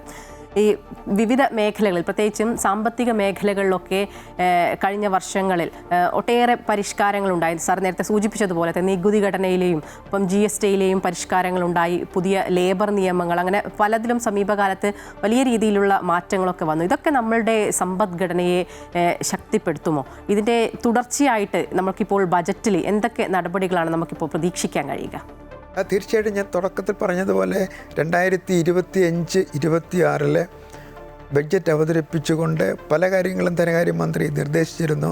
അതിലൊന്നായിരുന്നു ഇൻകം ടാക്സ് നികുതി ഘടനയിൽ ഉണ്ടാക്കുന്ന മാറ്റം. അത് ഇൻകം ടാക്സിലും അതേപോലെ തന്നെ GSTയിലും മാറ്റം വരുത്തിയിട്ടുണ്ട്. അതിൻ്റെ ഒരു ഭാഗമായിട്ടാണ് ഇപ്പോൾ ഇവിടെ പറഞ്ഞതുപോലെ തന്നെ മറ്റ് മേഖലകളിലേക്കും. ഇപ്പം ഇന്ത്യയിലാണെങ്കിൽ 1961 മുതൽ ഏകദേശം 21 ലേബർ കോഡുകളുണ്ട്. ആ 21 ലേബർ കോഡുകളെ നമ്മളിപ്പോൾ 4ആയിട്ട് മാറ്റി പരിഷ്കരിച്ചിരിക്കുകയാണ്. അത് തീർച്ചയായിട്ടും നമ്മളുടെ നിക്ഷേപത്തെയും അതേപോലെ തന്നെ ഉൽപ്പാദനത്തെയും അത് മൊത്തത്തിൽ വ്യവസായ വാണിജ്യ മേഖലയ്ക്ക് അനുകൂലമായൊരു സാഹചര്യം സൃഷ്ടിക്കും നമുക്ക് തീർച്ചയായിട്ടും പറയാൻ കഴിയും. അതിൻ്റെയൊക്കെ അടിസ്ഥാനത്തിലാണ് 2025-26 ഈ 7.2% വളർച്ച നമ്മൾക്ക് കൈവരിക്കാൻ കഴിയുന്നത്. പക്ഷെ ഇവിടെയൊക്കെ നമ്മൾ ഇതെല്ലാം പ്രധാനമന്ത്രി പറയുമ്പോഴും അല്ലെങ്കിൽ ധനകാര്യമന്ത്രി നിർദ്ദേശിക്കുമ്പോഴും നമ്മൾ മനസ്സിലാക്കേണ്ടുന്നത് ഇന്ത്യയെപ്പോലെയുള്ള ഒരു ഫെഡറൽ സംവിധാനത്തിൽ അല്ലെങ്കിൽ ഒരു ഫെഡറൽ രാഷ്ട്രത്തെ കേന്ദ്രം മാത്രം വിചാരിച്ചാൽ ഉൽപ്പാദനക്ഷമത കൂട്ടാൻ കഴിയില്ല, ഉൽപ്പാദനം വർദ്ധിപ്പിക്കാൻ കഴിയുന്നില്ല. അപ്പോൾ അങ്ങനെ സംസ്ഥാനങ്ങളും ഇന്ത്യയും അല്ലെങ്കിൽ ഇന്ത്യയും സംസ്ഥാനങ്ങളും ഒരുമിച്ച് മുമ്പോട്ട് പോയെങ്കിൽ മാത്രമേ ഒരു സഹകരണം ഉണ്ടായിരിക്കണം, ഒരു ഏകോപനം ഉണ്ടായിരിക്കണം. എങ്കിൽ മാത്രമേ ഈ ലക്ഷ്യമിടുന്ന, ഇപ്പോൾ ഉദാഹരണത്തിന് നേരത്തെ പറഞ്ഞതുപോലെ ഇപ്പോൾ ലേബർ കോഡിൻ്റെ കാര്യം പറഞ്ഞു, 21 കോടികൾ നമ്മൾ 4ആയിട്ട് ചുരുക്കിയിരിക്കുകയാണ്. അത് പല സംസ്ഥാനങ്ങൾക്കും അതിനോട് എതിർപ്പുണ്ട്. ചില സംസ്ഥാനങ്ങൾ ശക്തമായിട്ട് എതിർക്കുന്നുണ്ട്, ചിലർ അതിനോട് അനുകൂലിക്കുന്നുണ്ട്. പക്ഷേ കേരളമൊക്കെ ആണെങ്കിൽ അതിനെ ശക്തമായിട്ട് എതിർക്കുന്നുണ്ട്, ഒരു രാഷ്ട്രീയം നോക്കാതെ കണ്ടിട്ട് തന്നെ. പക്ഷെ അങ്ങനെ വരുന്ന അവസരത്തിൽ കേന്ദ്രവും സംസ്ഥാനവും തമ്മിൽ ഒരു ഏകോപനം ഉണ്ടായിരിക്കണം, ചർച്ചകളിലൂടെ പരിഹരിക്കാനുള്ള മാർഗം സ്വീകരിക്കണം. അപ്പോൾ അതേപോലെ തന്നെ ഇപ്പോൾ അടുത്ത കാലത്ത് കേരളവുമായിട്ട് ഏറ്റവും വലിയ ഒരു സംഘർഷമുണ്ടായത് PM ശ്രീ പദ്ധതിയെ സംബന്ധിച്ചിട്ടാണ്. PM ശ്രീ പദ്ധതിയിലെ 60% കേന്ദ്രവും 40% സംസ്ഥാനങ്ങളുമാണ്. ഇപ്പം ഇന്ത്യയിലെ 3 സംസ്ഥാനങ്ങൾ മാത്രമേ ഇതിനോട് എതിർപ്പ് പറഞ്ഞിട്ടുള്ളൂ. ഒന്ന് പശ്ചിമ ബംഗാളാണ്, ഒന്ന് തമിഴ്നാടാണ്, ഒന്ന് കേരളമാണ്. പക്ഷേ കേരളം അത് പോയി ഒപ്പിട്ടെങ്കിലും രാഷ്ട്രീയമായ കാരണങ്ങളാൽ അത് മരവിപ്പിക്കേണ്ട ഒരവസ്ഥയിലേക്ക് മാറിയിരിക്കുകയാണ്. അപ്പോൾ അങ്ങനെ PM ശ്രീ 3 സംസ്ഥാനങ്ങൾ നടപ്പിലാക്കാൻ കഴിയാത്ത ഒരു സാഹചര്യമാണ്. അതേപോലെ ലേബർ കോഡിൻ്റെ കാര്യമാണെങ്കിലും. അപ്പോൾ ഇങ്ങനെയൊക്കെ സംസ്ഥാനങ്ങളും അതേപോലെ തന്നെ ഇന്ത്യയും തമ്മിലുള്ള സംഘർഷങ്ങളോ അല്ലെങ്കിൽ രാഷ്ട്രീയ കാരണങ്ങളോ മറ്റേതെങ്കിലും കാരണങ്ങളായിക്കോട്ടെ, അപ്പോൾ അങ്ങനെ വരികയാണെന്നുണ്ടെങ്കിൽ തീർച്ചയായിട്ടും നമ്മുടെ സമ്പദ്ഘടനയ്ക്ക് ഒരു സുസ്ഥിരത കൈവരിക്കുവാൻ കഴിയാത്ത ഒരു സാഹചര്യത്തിലേക്ക് വരും. ഇപ്പോൾ 2026-27 ബഡ്ജറ്റ് അവതരിപ്പിക്കുന്ന അവസരത്തിൽ ഏറ്റവും പ്രധാനപ്പെട്ട ഒരു കാര്യം എന്ന് പറയുന്നത് 16ാം ധനകാര്യ കമ്മീഷൻ്റെ റിപ്പോർട്ട് സമർപ്പിച്ചിട്ടുണ്ട്. അത് തീർച്ചയായിട്ടും ഇന്നത്തെ പാർലമെൻറ്റിൽ അത് വെക്കുന്നുണ്ടായിരിക്കുക. അതിൻ്റെ അടിസ്ഥാനത്തിലായിരിക്കും ഈ അടുത്ത സാമ്പത്തിക വർഷം മുതൽ 26 മുതൽ 31 വരെയുള്ള 5 വർഷത്തേക്കുള്ള നമ്മുടെ ഗവൺമെൻറ് ഓഫ് ഇന്ത്യ സംഭരിക്കുന്ന നികുതി വരുമാനത്തിൽ നിന്നും എത്ര ഡിവിസിബിൾ പൂളിലേക്ക് മാറ്റണം, ആ ഡിവിസിബിൾ പൂൾ മാറ്റി വരുന്ന തുകയിൽ നിന്നും ഓരോ സംസ്ഥാനങ്ങൾക്കും എത്ര വീതം കൊടുക്കണം എന്നുള്ളതിനെപ്പറ്റി ഒരു വ്യക്തമായ രൂപമുണ്ടായിരിക്കണം. തീർച്ചയായും നമ്മൾ ഇപ്പോൾ കേരളത്തിൻ്റെയൊക്കെ കാര്യം പറയുമ്പോൾ ഒരു തെരഞ്ഞെടുപ്പിലേക്ക് അടുത്തിരിക്കുകയാണ്. കേരളമടക്കമുള്ള മറ്റ് സംസ്ഥാനങ്ങളിലൊക്കെ തെരഞ്ഞെടുപ്പ് നടക്കുന്നുണ്ട്. അപ്പോൾ നമ്മൾ 21,000 കോടിയുടെ ഒരു പ്രത്യേക പാക്കേജാണല്ലോ ധനമന്ത്രി ഇപ്പോൾ കേന്ദ്രത്തിന് മുന്നിൽ വച്ചിട്ടുള്ള 29ഓളം ആവശ്യങ്ങളുണ്ട്. അതിൽ തന്നെ നമ്മുടെ കാലങ്ങളായിട്ടുള്ള ആവശ്യമാണ് എയിംസ്, ശബരി റെയിൽപാതയൊക്കെ. ഇതൊക്കെ എന്തുകൊണ്ടായിരിക്കും നമുക്ക് അമാന്തം ഇത് കിട്ടാൻ വേണ്ടി നമ്മൾ പതിറ്റാണ്ടുകളുടെ ഒരു കാത്തിരിപ്പൊക്കെ ഉണ്ട്. അപ്പോൾ ഈ നമ്മുടെ തെരഞ്ഞെടുപ്പൊക്കെ അടുത്തിരിക്കുന്ന ഒരു സാഹചര്യത്തിൽ ഈ ബജറ്റിൽ നമുക്ക് ആ രീതിയിൽ ഒരു അനുകൂലമായിട്ടുള്ളൊരു നിലപാട് നമുക്ക് ഉണ്ടാകുമെന്ന് പ്രതീക്ഷിക്കാമോ? അല്ല, കേരളത്തെ സംബന്ധിച്ചിടത്തോളം കേരളം 2024-25 ഏകദേശം 23,000 കോടി രൂപയുടെ ഒരു പാക്കേജാണ് കേന്ദ്ര ധനമന്ത്രിക്ക് സമർപ്പിച്ചത്. പക്ഷേ അതിനകത്ത് വലുതായിട്ടൊന്നും ആനുകൂല്യം കേരളത്തിന് കിട്ടിയിട്ടില്ല. അപ്പോൾ അതിൻ്റെ തുടർച്ചയായിട്ടാണ് 2026-27 ഏകദേശം 21,000 കോടി രൂപയുടെ ഒരു പാക്കേജ് സമർപ്പിച്ചിട്ടുള്ളത്. ആ പാക്കേജിലെ ഏറ്റവും പ്രധാനപ്പെട്ട 4 നിർദ്ദേശങ്ങളെന്ന് പറയുന്നത് ഒന്ന് എയിംസാണ്. ഇപ്പോൾ എയിംസിൻ്റെ കാര്യം എല്ലാവർക്കും അറിയാം. വർഷങ്ങളായിട്ട് കഴിഞ്ഞ 10-15 വർഷമായിട്ട് എയിംസ് കേരളത്തിന് കിട്ടും എന്നുള്ള പ്രതീക്ഷയിലാണ് മുൻപോട്ട് പോയിക്കൊണ്ടിരിക്കുന്നത്. പക്ഷെ ഇവിടെ നമ്മൾ മനസ്സിലാക്കേണ്ടുന്നത് എയിംസ് തന്നു കഴിഞ്ഞാൽ കേരളത്തിൽ എവിടെ തുടങ്ങും എന്നുള്ളതിനെപ്പറ്റി ഒരു വ്യക്തമായ ഒരു ധാരണ ഗവൺമെൻറ് ഓഫ് ഇന്ത്യക്ക് സമർപ്പിക്കാൻ ഇതുവരെ കേരള സംസ്ഥാനത്തിന് കഴിഞ്ഞിട്ടില്ല. അപ്പം തിരുവനന്തപുരത്ത് വേണോ, കോഴിക്കോട് വേണോ, തൃശ്ശൂർ വേണോ എന്നുള്ളതിനെപ്പറ്റി പല അഭിപ്രായ വ്യത്യാസങ്ങൾ നടന്നുകൊണ്ടിരിക്കുകയാണ്. ആ സാഹചര്യത്തിലാണ് എയിംസ് ഇങ്ങനെ നീട്ടിക്കൊണ്ടുപോകാനുള്ള കാരണവും. ഇനി 2026 ഇലക്ഷൻ ഇയർ ആയതുകൊണ്ട്, അല്ലെങ്കിൽ 5 സംസ്ഥാനങ്ങളിൽ ഇലക്ഷൻ നടക്കുന്നുണ്ട്, അതിലൊന്ന് കേരളമാണ്. അപ്പോൾ അങ്ങനെയുള്ള ഒരു സാഹചര്യത്തിൽ തീർച്ചയായിട്ടും ഇതിൻ്റെ ഒരു അന്തിമ തീരുമാനം ഈ ബഡ്ജറ്റിൽ ഉണ്ടാകും എന്ന് പ്രതീക്ഷിക്കാം. രണ്ടാമത്തെ പ്രധാനപ്പെട്ട ആവശ്യം എന്ന് കേരള ഗവൺമെൻറ് ആവശ്യപ്പെട്ടിട്ടുള്ളത് റെയിൽവേയെ സംബന്ധിച്ചാണ്. ഉദാഹരണത്തിന് കഴിഞ്ഞ 25 വർഷമായിട്ട് ആവശ്യപ്പെടുന്നതാണ് ശബരി റെയിൽ എന്ന് പറയുന്നത്. 97 തുടങ്ങിയതാണ്. അതിൻ്റെ പ്രാരംഭ വർക്കുകളൊക്കെ നടന്നു. പക്ഷേ കേന്ദ്രവും സംസ്ഥാനവും തമ്മിലുള്ള അഭിപ്രായ വ്യത്യാസത്തിൻ്റെ അടിസ്ഥാനത്തിൽ മാറ്റിവെച്ചിരിക്കുകയായിരുന്നു. ഇപ്പം ലേറ്റസ്റ്റ് ആയിട്ട് 2025-26 അത് പുതുക്കിയെടുത്തിട്ടുണ്ട്. അതിൻ്റെ റിവൈസ് എസ്റ്റിമേറ്റഡ് കോസ്റ്റ് എന്ന് പറയുന്നത് 3,910 കോടി രൂപ വരും. ഇപ്പം ഗവൺമെൻറ് ഓഫ് ഇന്ത്യ ആയിട്ടുള്ള ധാരണ പ്രകാരം അതിന് 50% കേരളം ഏറ്റെടുക്കണം, 50% ഗവൺമെൻറ് ഓഫ് ഇന്ത്യ ഏറ്റെടുക്കും. അങ്ങനെയുള്ള ധാരണയിൽ ഗവൺമെൻറ് ഓഫ് കേരള എത്തിയെങ്കിലും കേരള ആവശ്യപ്പെടുന്നത് ഞങ്ങൾ 1,905 കോടി രൂപ എടുക്കാം, 50% ഷെയർ എടുക്കാം. പക്ഷേ അത് ലോണായിട്ട് കൺവേർട്ട് ചെയ്യണം എന്നുള്ള കേരള ഗവൺമെൻറ്റിൻ്റെ ഒരു അഭിപ്രായം അല്ലെങ്കിൽ പിടിവാശിയാണ് അത് എഗ്രിമെൻറ്റിൽ അതൊരു ധാരണയിൽ എത്താതിരിക്കാനുള്ള പ്രധാനപ്പെട്ട കാരണം. അത് മാത്രമല്ല 2025-26 ഈ റിവൈസ്ഡ് കോസ്റ്റ് പ്രകാരം വരുന്ന 3,900 കോടി രൂപ 910 കോടി രൂപയിൽ കേരളത്തിൻ്റെ വിഹിതം 50% കൊടുക്കാവുന്നത്. പക്ഷേ അത് ഗവൺമെൻറ് ഓഫ് ഇന്ത്യ അന്നേരം ഒരു വ്യവസ്ഥ വെച്ചത് അത് ഇങ്ങനെ ഒരു 50% എടുക്കുകയാണെന്നുണ്ടെങ്കിൽ ഒരു ത്രികക്ഷി സമിതി ഉണ്ടാക്കണമെന്ന് പറഞ്ഞു. ഗവൺമെൻറ് ഓഫ് ഇന്ത്യയുടെ മിനിസ്ട്രി ഓഫ് റെയിൽവേയും RBIയും കേരളവും തമ്മിൽ. പക്ഷേ കേരളം അതിനോട് യോജിക്കുന്നില്ല. അപ്പം അങ്ങനെയുള്ള ഒരു സാഹചര്യത്തിൽ എങ്ങനെ ശബരി റെയിൽ കേരളത്തിന് കിട്ടും എന്നുള്ളൊരു ചോദ്യമായി ശേഷിക്കുകയാണ്. അതേപോലെയാണ് അതിവേഗ റെയിൽവേയുടെ കാര്യം. നമ്മൾ കേരളയിലുണ്ടായിരുന്നു, വർഷങ്ങളായിട്ട് അതിനെപ്പറ്റിയുള്ള ചർച്ചയായിരുന്നു, എങ്ങും എത്തിയില്ല. ഇപ്പോൾ 2026-27 ബഡ്ജറ്റിൽ കേരള ഗവൺമെൻറ് അതിവേഗ റെയിൽവേ പറ്റി പറയുന്നു. ഇപ്പോൾ അതിൻ്റെ ഒപ്പം തന്നെയാണ് നമ്മുടെ ടെക്നോക്രാറ്റ് ശ്രീധരൻ സാർ കൊണ്ടുവന്നിട്ടുള്ള അതിവേഗ റെയിൽവേ. ഇതിലേത് പരിഗണിക്കും, എങ്ങനെ പരിഗണിക്കണം എന്നുള്ളതിനെപ്പറ്റി ഗവൺമെൻറ് ഓഫ് കേരളയും ഗവൺമെൻറ് ഓഫ് ഇന്ത്യയും തമ്മിലുള്ള ധാരണയിലെത്തെങ്കിൽ മാത്രമേ തീർച്ചയായിട്ടും ഇന്ത്യൻ റെയിൽവേക്ക് അതിവേഗ റെയിൽവേ മാത്രമല്ല, ശബരി റെയിൽ മാത്രമല്ല, മറ്റ് ട്രെയിനുകളുടെ കാര്യത്തിലും ഒരു ധാരണയിലെത്താൻ കഴിയുകയുള്ളൂ. അപ്പോൾ ഞങ്ങളൊക്കെ സർവീസിലുണ്ടായിരുന്ന അവസരത്തിൽ, പ്ലാനിംഗ് ബോർഡിലുണ്ടായിരുന്ന അവസരം ഞങ്ങൾക്ക് കൃത്യമായിട്ട് അറിയാൻ പറ്റുന്നത് കേരള ഗവൺമെൻറ് ഒരു പ്രോജക്റ്റ് ഗവൺമെൻറ് ഓഫ് ഇന്ത്യക്ക് സബ്മിറ്റ് ചെയ്യുന്ന അവസരത്തിൽ വിശദമായ DPR കൊടുക്കാറില്ല. കൊടുത്തു കഴിഞ്ഞാൽ തന്നെ അതിൻ്റെ ഫോളോ അപ്പ് ഇല്ല. അങ്ങനെ അതിനകത്ത് പിന്നെ രാഷ്ട്രീയമായ കാരണങ്ങളാൽ അങ്ങോട്ടും ഇങ്ങോട്ടും പറഞ്ഞ് ഇതുകൊണ്ടാണ് തീർച്ചയായിട്ടും ഗവൺമെൻറ് ഓഫ് കേരള നൽകുന്ന പ്രോജക്റ്റുകളിൽ ഒരു അന്തിമ തീരുമാനമെടുക്കാൻ ഗവൺമെൻറ് ഓഫ് ഇന്ത്യക്ക് കഴിയാതെ വരുന്നത്. അതിപ്പോൾ UPA ഗവൺമെൻറ് ആണെന്നുണ്ടെങ്കിലും NDA ഗവൺമെൻറ് ആണെന്നുണ്ടെങ്കിലും ഒരു ധാരണ, രാഷ്ട്രീയമായൊരു ധാരണയുണ്ടാക്കാൻ കേരളത്തിന് കഴിയുന്നില്ല എന്നുള്ളതാണ് ഇങ്ങനെയുള്ള മെഗാ പ്രോജക്റ്റുകളെ പറ്റി കേരളത്തിനുണ്ടാകുന്നൊരു പ്രധാനപ്പെട്ട പ്രതികൂലമായിട്ട്. ഉദാഹരണത്തിന് ഇപ്പം ദേശീയപാതയുടെ നിർമ്മാണത്തെപ്പറ്റി പറയുന്നു. ഇപ്പം ഗവൺമെൻറ് ഓഫ് ഇന്ത്യയാണ് ദേശീയപാത നിർമ്മിക്കുന്നത്, അതിനുള്ള പണം ചിലവാക്കുന്നത്. പക്ഷേ അത് വർഷങ്ങളായിട്ടുള്ള ഒരു നിർദ്ദേശമായിരുന്നു. അപ്പോൾ അവസാനം അത് ഗവൺമെൻറ് ഓഫ് കേരള ഇന്ത്യ ഗവൺമെൻറ്റുമായിട്ടൊരു ധാരണയിലെത്തിയത് കേരളത്തിൽ ഭൂമിയുടെ വില കൂടുതലായതുകൊണ്ട് കോസ്റ്റ് ഓഫ് കൺസ്ട്രക്ഷൻ വളരെ കൂടുതലാണ്. അതുകൊണ്ട് ഭൂമിക്ക് ഉണ്ടാകുന്ന വലിയ വർധനയിൽ ഒരു ഭാഗം സംസ്ഥാന ഗവൺമെൻറ് ഏറ്റെടുക്കണം. അങ്ങനെ ഗവൺമെൻറ് ഓഫ് കേരള ഏകദേശം 5,850 കോടി രൂപ ദേശീയപാത നിർമ്മാണത്തിന് വേണ്ടി, ഭൂമി ഏറ്റെടുക്കുന്നതിന് വേണ്ടി ഗവൺമെൻറ് ഓഫ് ഇന്ത്യക്ക് കൊടുത്തു.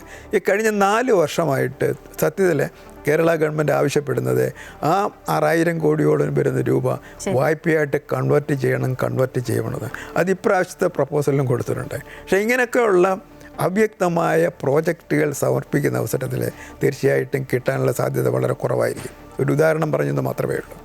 പിന്നുള്ളത് നമ്മുടെ ഈ മലയോര പ്രദേശത്തെ വന്യജീവി സംഘർഷത്തെ പറ്റിയാണ്. 1,000 കോടി രൂപ ആവശ്യപ്പെട്ടിട്ടുണ്ട്. പക്ഷേ ആവശ്യപ്പെട്ടാൽ മാത്രം പോരാ, അതിന് ഡീറ്റെയിൽഡ് പ്രോജക്റ്റ് റിപ്പോർട്ട് കൊടുക്കുവാൻ ഗവൺമെൻറ് ഓഫ് കേരള തയ്യാറാകണം. അങ്ങനെ ഡീറ്റെയിൽഡ് പ്രോജക്റ്റ് റിപ്പോർട്ട് കൊടുത്ത് ഫോളോ അപ്പ് നടത്തി ഗവൺമെൻറ് ഓഫ് ഇന്ത്യയിൽ നിന്ന് വാങ്ങുവാനുള്ള ഒരു ഇച്ഛാശക്തി ഗവൺമെൻറ്റിനുണ്ടായിരിക്കണം. അവിടെ മറ്റു കാര്യങ്ങളെപ്പറ്റി തീർച്ചയായും അതിനുള്ളൊരു ഇച്ഛാശക്തി ഈ പിണറായി വിജയൻ സർക്കാരിനുണ്ടാകുമോ? ഇനിയിപ്പോൾ ധനമന്ത്രി അവതരിപ്പിക്കുമ്പോൾ അതിൽ നമ്മൾക്ക് അനുകൂലമായി എന്തൊക്കെ പ്രഖ്യാപനങ്ങൾ ഉണ്ടാകുമോ എന്നൊക്കെ നമുക്ക് 11 മണിയോടുകൂടി അറിയാൻ കഴിയും. നമ്മൾ നേരത്തെ ഈ വിപണിയുടെ കാര്യങ്ങളൊക്കെ നമ്മൾ നേരത്തെ ധനകാര്യ വിദഗ്ധൻ, ഓഹരി വിദഗ്ധൻ ദിലീപ് പറഞ്ഞു, അതിൻ്റെ ചുവട് പിടിച്ച് താങ്കളും പറഞ്ഞു. അപ്പോൾ ഈ റെക്കോർഡുകൾ തകർത്ത് മുന്നേറുന്നൊരു സ്വർണ്ണവിലയാണ് കഴിഞ്ഞ കുറേ മാസങ്ങളിലായി നമ്മൾ കണ്ടത്. ഇപ്പോൾ ഈ രൂപയുടെ മൂല്യത്തകർച്ചയുമായി ബന്ധപ്പെട്ടൊക്കെ നമുക്ക് കൂട്ടി വായിക്കേണ്ട ഒന്നാണ് ഇത്. അപ്പോൾ ഈ രാജ്യത്തിൻ്റെ വ്യാപാര കമ്മിയുമായി ബന്ധപ്പെട്ടൊക്കെ വിലയിരുത്തുമ്പോഴും ഈ സ്വർണത്തിൻ്റെ വിലവർധന സർക്കാർ ഏറെ പ്രാധാന്യത്തോടെയാണോ ഇപ്പോൾ നോക്കിക്കാണുന്നത്? ഈ പശ്ചാത്തലത്തിൽ ഈ സ്വർണത്തിൻ്റെ ഇറക്കുമതി തീരുവ അടക്കമുള്ള കാര്യങ്ങളിൽ എന്തെങ്കിലും മാറ്റം പ്രതീക്ഷിക്കാമോ? എങ്ങനെയൊക്കെയാണ് ആ മേഖലയിലൊക്കെ ഉള്ള കാര്യം? ഇവിടെ ഈ ഗോൾഡിൻ്റെ കാര്യത്തിൽ ഇൻ്റർനാഷണൽ മാർക്കറ്റിലെ വേരിയേഷൻ്റെ തുടർച്ചയാണ് ഇന്ത്യൻ മാർക്കറ്റിലും ഗോൾഡിൻ്റെ വില കൂടുകയും കുറയുകയും ചെയ്യുന്നത്. ഇത് തീർച്ചയായിട്ടും ഒരു ഊഹക്കച്ചവടമാണ്. ഷെയർ മാർക്കറ്റിലെ ഊഹക്കച്ചവടം പോലെ സ്വർണത്തിൻ്റെ കാര്യത്തിലും അന്തർദേശീയ വിപണിയിലെ ഊഹക്കച്ചവടമാണ്. ഇപ്പോൾ ഉദാഹരണത്തിന് ഇപ്പോൾ ഡോളറിൻ്റെ വില കുറയുന്ന അവസരത്തിൽ തീർച്ചയായിട്ടും ഗോൾഡിൻ്റെ വില കൂടും. ഇന്ത്യൻ വിപണിയിലേക്ക് വന്നാൽ ഇന്ത്യൻ വിപണിയിലെ ഇന്ത്യൻ രൂപയുടെ മൂല്യം കുറയുന്ന അവസരത്തിൽ തീർച്ചയായിട്ടും ഗോൾഡിൻ്റെ വില കൂടും. അങ്ങനെയുള്ള ഒരു ഫ്ലക്ച്വേഷൻസ് രൂപയുടെ മൂല്യം കുറയുന്നു, ഡോളറിൻ്റെ മൂല്യം കുറയുന്നു, മറ്റ് അന്തർദേശീയ നാണയങ്ങളുടെയൊക്കെ വിലയിലുണ്ടാകുന്ന വേരിയേഷൻ അനുസരിച്ച് ഊഹക്കച്ചവടത്തിൻ്റെ അടിസ്ഥാനത്തിൽ ഗോൾഡ് മാർക്കറ്റിൽ ഏറ്റക്കുറച്ചിലുണ്ടാകുന്ന സർവ്വസാധാരണമാണ്. അത് ഈ അടുത്ത കാലത്ത് വളരെ കൂടിയിട്ടുണ്ട്.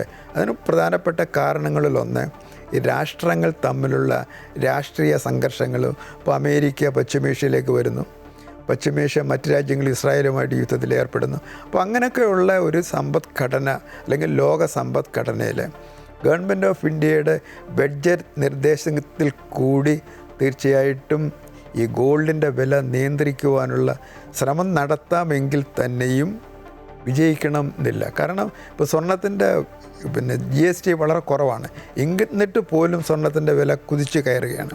അപ്പോൾ അത് ബഡ്ജറ്റിലുള്ള നയപ്രഖ്യാപനത്തിലൂടെയോ അല്ലെന്നുണ്ടെങ്കിൽ നിർദ്ദേശങ്ങളിലൂടെയോ ടാക്സിൻ്റെ വേരിയേഷനിൽ കൂടെയോ ഒന്നും സ്വർണത്തിൻ്റെ വിലയ്ക്ക് തൽക്കാലത്തേക്കെങ്കിലും ഒരു പരിഹാരം കാണാൻ കഴിയാതെ വരും. അത് അന്താരാഷ്ട്ര വിപണിയിലെ ഡിമാൻഡ് സപ്ലൈ ഇക്വേഷൻസ് അനുസരിച്ചും അങ്ങനെ ഊഹക്കച്ചവടം നടക്കും, അതിൻ്റെ വേരിയേഷൻസ് നടന്നുകൊണ്ടിരിക്കും. പക്ഷേ അത് ഇന്ത്യൻ സമ്പദ്ഘടനയിൽ സൃഷ്ടിക്കുന്ന ആഘാതം വളരെ കൂടുതലാണെന്നുള്ളത് സത്യമാണ്. എങ്കിൽ തന്നെ അതിനുള്ള ചെറിയ ശ്രമം, തൽക്കാലത്തേക്കെങ്കിലും ഒരു ശ്രമം ധനകാര്യമന്ത്രിയുടെ ബഡ്ജറ്റ് നിർദ്ദേശത്തിൽ കാണും എന്ന് നമുക്ക് പ്രതീക്ഷിക്കാൻ കഴിയും. അപ്പോൾ അത് മാത്രമല്ല, ഇന്ത്യൻ സമ്പദ്ഘടനയിലേക്ക് നമ്മൾ തിരിച്ചു വന്നു കഴിഞ്ഞാൽ നേരത്തെ തുടക്കത്തിൽ പറഞ്ഞതുപോലെ 2005-6 പ്രഖ്യാപിച്ച പല പ്രഖ്യാപനങ്ങളും ഉണ്ട്. നേരത്തെ പറഞ്ഞ 4 എഞ്ചിനുണ്ടായിരുന്നു: കൃഷി, ആരോഗ്യം, അങ്ങനെയൊക്കെയുള്ള 10 മേഖലകളിലും ഇതിൻ്റെ നടക്കുന്നുണ്ട്. പക്ഷെ നമ്മളിതെല്ലാം നോക്കുന്ന അവസരത്തിൽ ഗ്രോത്ത് റേറ്റ് 7% മുകളിലേക്ക് വരുന്നുണ്ട്. നമ്മൾ സമ്പദ്ഘടനയിൽ നമ്മുടെ ആഭ്യന്തര ഉൽപ്പാദനം വർദ്ധിപ്പിക്കുന്നുണ്ട്. എങ്കിൽ തന്നെയും 2025-26 മേഖല തിരിച്ചുള്ള ഒരു വിശകലനം നടത്തി കഴിഞ്ഞാൽ നമുക്ക് മനസ്സിലാക്കാൻ കഴിയുന്നത് ഈ 4 എഞ്ചിനിൽ വരുന്ന കാർഷിക മേഖലയ്ക്ക് മാറ്റിവെക്കുന്ന തുകയിൽ വലിയ വേരിയേഷൻ വരുന്നില്ല. ഉദാഹരണത്തിന് 2025-26 ഇന്ത്യൻ സമ്പദ്ഘടന 7.2% വളർച്ച കൈവരിച്ചെങ്കിലും കാർഷിക മേഖലയിലുണ്ടായ വളർച്ച എന്ന് പറയുന്നത് 3.1%. ആ 3.1% വർധന കുറയാനുള്ള പ്രധാനപ്പെട്ട കാരണം നമ്മുടെ ഈ കാലാവസ്ഥയിലുണ്ടാകുന്ന മാറ്റം വരുന്നുണ്ട്, ടെക്നോളജിയിലുണ്ടാകുന്ന മാറ്റം വരുന്നുണ്ട്, അതേപോലെ തന്നെ ഉൽപ്പന്നങ്ങളുടെ ക്രയവിക്രയത്തിലുണ്ടാകുന്ന വ്യത്യാസം വരുന്നുണ്ട്. ഉദാഹരണത്തിന് ആ കാർഷിക മേഖലയിൽ 2 പ്രധാനപ്പെട്ട ഘടകങ്ങളായിരുന്നു ഫുഡ് സബ്സിഡിയും ഫെർട്ടിലൈസർ സബ്സിഡിയും. ഫുഡ് സബ്സിഡിയും ഫെർട്ടിലൈസർ സബ്സിഡിയും കഴിഞ്ഞ 3-4 വർഷമായിട്ട് കുറച്ച് കൊണ്ടുവരികയാണ്. അപ്പോൾ അങ്ങനെ കാർഷിക മേഖലയെ ഉൽപ്പാദന വർധനവിന് വേണ്ടിയുള്ള ഈ ഫുഡ് സബ്സിഡിയും അതേപോലെ ഫെർട്ടിലൈസർ സബ്സിഡിയും കുറയ്ക്കുകയാണെന്നുണ്ടെങ്കിൽ തീർച്ചയായിട്ടും കാർഷിക മേഖലയെ പ്രതികൂലമായിട്ട് ബാധിക്കും. ഉദാഹരണത്തിന് കഴിഞ്ഞ സാമ്പത്തിക വർഷം ഇന്ത്യയിലെ ഫെർട്ടിലൈസർ സബ്സിഡി 1.67 ലക്ഷമായിരുന്നു. അതിൻ്റെ തൊട്ടു മുമ്പുള്ള വർഷം 1.64 ലക്ഷം കോടിയായിരുന്നു. പക്ഷെ അങ്ങനെ ഒരു ചെറിയ 3000 കോടി രൂപയുടെ വ്യത്യാസമേ വരുന്നുള്ളൂ. അതേപോലെ തന്നെ നോക്കുന്ന അവസരത്തിൽ അഗ്രികൾച്ചർ സബ്സിഡിക്ക് വേണ്ടി മാറ്റിവെച്ച തുകയിലും വലിയ വ്യത്യാസമൊന്നും കാണുന്നില്ല, കുറവാണ് വന്നിട്ടുള്ളത്. 2.05 ലാക്ക് റുപ്പീസ് ആയിരുന്നത് 2024-25 2025-26 അത് 2.03 ലാക്ക് ക്രോറായിട്ട് കുറഞ്ഞു. അങ്ങനെ ഫുഡ് സബ്സിഡി കുറയുന്ന അവസരത്തിൽ കർഷകരുടെ വരുമാനം കുറയും. അതേപോലെ തന്നെ ഫെർട്ടിലൈസർ സബ്സിഡി കുറയുന്ന അവസരത്തിൽ ഉൽപ്പാദന ചെലവ് വർദ്ധിക്കും. അത് ഇന്ത്യൻ സമ്പദ്ഘടനയിൽ തീർച്ചയായിട്ടും ഒരു പ്രത്യാഘാതം ഉണ്ടാകാനുള്ള സാധ്യതയുണ്ട്. വളർച്ചാ നിരക്കിനെ എങ്ങനെ ബാധിക്കും, അതിനുള്ള പരിഹാരം എന്തായിരിക്കും എന്നുള്ളതും തീർച്ചയായിട്ടും ധനകാര്യമന്ത്രി. ഇപ്പോൾ ആരോഗ്യ മേഖലയിലും വിദ്യാഭ്യാസ മേഖലയിലൊക്കെ വന്നു കഴിഞ്ഞാലും അതേപോലെ തന്നെ ഇപ്പോൾ നമ്മൾ ആരോഗ്യത്തിൻ്റെ കാര്യം പറഞ്ഞു, 10 മേഖലയിൽ ആരോഗ്യം ഒരു പ്രധാനപ്പെട്ട മേഖലയായിരുന്നു. അപ്പോൾ ആരോഗ്യ മേഖലയിൽ നമ്മുടെ മൊത്തം നീക്കി വെക്കുന്ന ബഡ്ജറ്റ് ഔട്ട്ലേയുടെ ഒരു നാമമാത്രമായ തുക മാത്രമേ ആരോഗ്യ മേഖലയ്ക്ക് നീക്കി വെക്കുന്നുള്ളൂ. ഉദാഹരണത്തിന് 2025-26 ആരോഗ്യ മേഖലയ്ക്ക് മാറ്റിവെച്ചത് 97,000 കോടി രൂപയായിരുന്നു. അത് 98,000 കോടി രൂപയായിട്ട് മാത്രമേ ഏകദേശം കുറച്ച് മാത്രമേ ഒരു 5,000-6,000 കോടി രൂപയുടെ വർധനവ് മാത്രമേ വരുന്നുള്ളൂ. ഇതേപോലെ തന്നെ എഡ്യൂക്കേഷൻ്റെ കാര്യത്തിലാണെന്നുണ്ടെങ്കിൽ അങ്ങനെ നമ്മുടെ സമ്പദ്ഘടന അധികം വളരുകയും നമ്മുടെ സമ്പദ്ഘടനയിൽ ഇന്ത്യയുടെ സ്ഥാനം ഉറപ്പിക്കുന്നതിനും ശ്രമിക്കുന്ന അവസരത്തിൽ നമ്മൾ കൃഷിക്കും അതേപോലെ തന്നെ ആരോഗ്യത്തിനും വിദ്യാഭ്യാസത്തിനും ഉയർന്ന ഊന്നൽ നൽകുകയും കൂടുതൽ ഔട്ട്ലേ മാറ്റിവെക്കുകയും ചെയ്യുകയാണെന്നുണ്ടെങ്കിൽ നമ്മുടെ വളർച്ചാ നിരക്ക് വീണ്ടും വർദ്ധിപ്പിക്കാൻ കഴിയും. അതിനുള്ള ഒരു ശ്രമം 2026-27 ബഡ്ജറ്റിലെ ധനകാര്യമന്ത്രി സ്വീകരിക്കും എന്നുള്ളതാണ് എൻ്റെ ഉറച്ച വിശ്വാസം.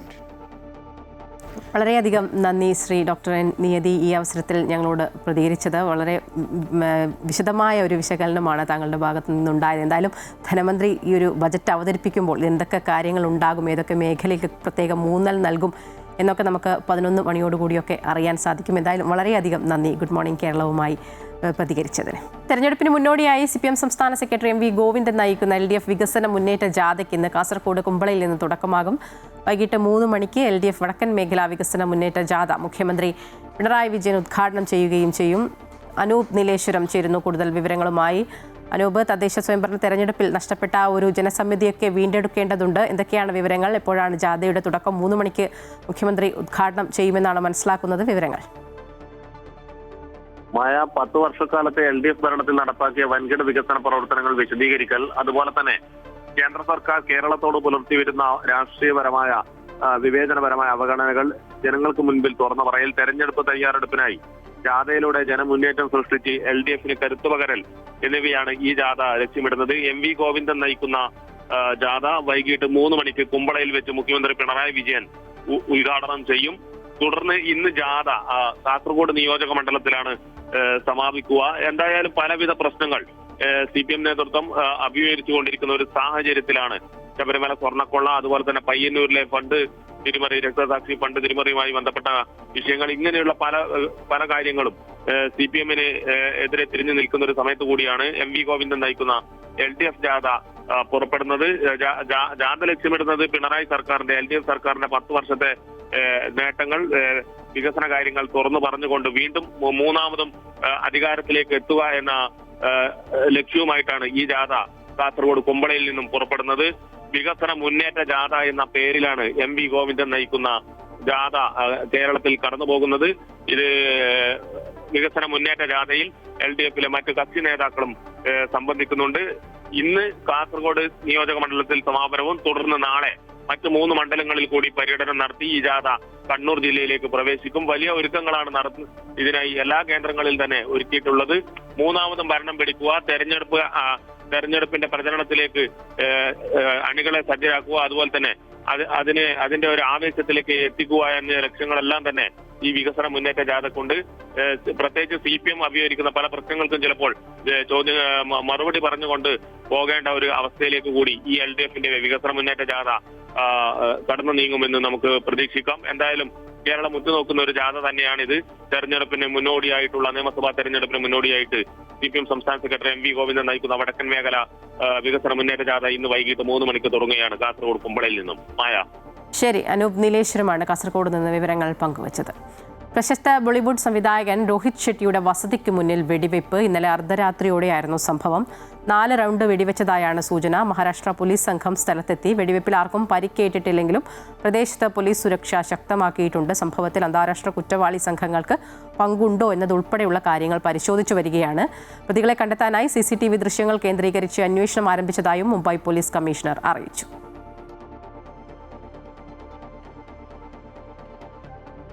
കോൺഫിഡന്റ് ഗ്രൂപ്പ് ചെയർമാൻ CJ റോയിയുടെ സംസ്കാരം ഇന്ന് നടക്കും. ബംഗളൂരു ബനാർഘട്ടയിലെ നേച്ചേഴ്സ് കാസ്കേഡിലാണ് ചടങ്ങുകൾ. 2 മണിവരെ പൊതുദർശനം ഉണ്ടാകും. അതേസമയം CJ റോയിയുടെ മരണത്തിൽ ആദായനികുതി വകുപ്പിലെ ജോയിന്റ് ഡയറക്ടർ അടക്കം 2 പേരെ പ്രത്യേക അന്വേഷണ സംഘം ചോദ്യം ചെയ്തു. ED ഉദ്യോഗസ്ഥരുടെ വാദം ശരിവെക്കുന്ന രീതിയിലാണ് CCTV ദൃശ്യങ്ങൾ. മരണത്തിന് മുൻപ് IT വകുപ്പ് റോയിയെ ചോദ്യം ചെയ്തിട്ടില്ലെന്ന് വ്യക്തമാണ്. മാത്രമല്ല വെള്ളിയാഴ്ച റെയ്ഡ് നടന്നിട്ടില്ലെന്നും കണ്ടെത്തിയിട്ടുണ്ട്. കൂടുതൽ ഉദ്യോഗസ്ഥരെ ഇന്ന് ചോദ്യം ചെയ്തേക്കും.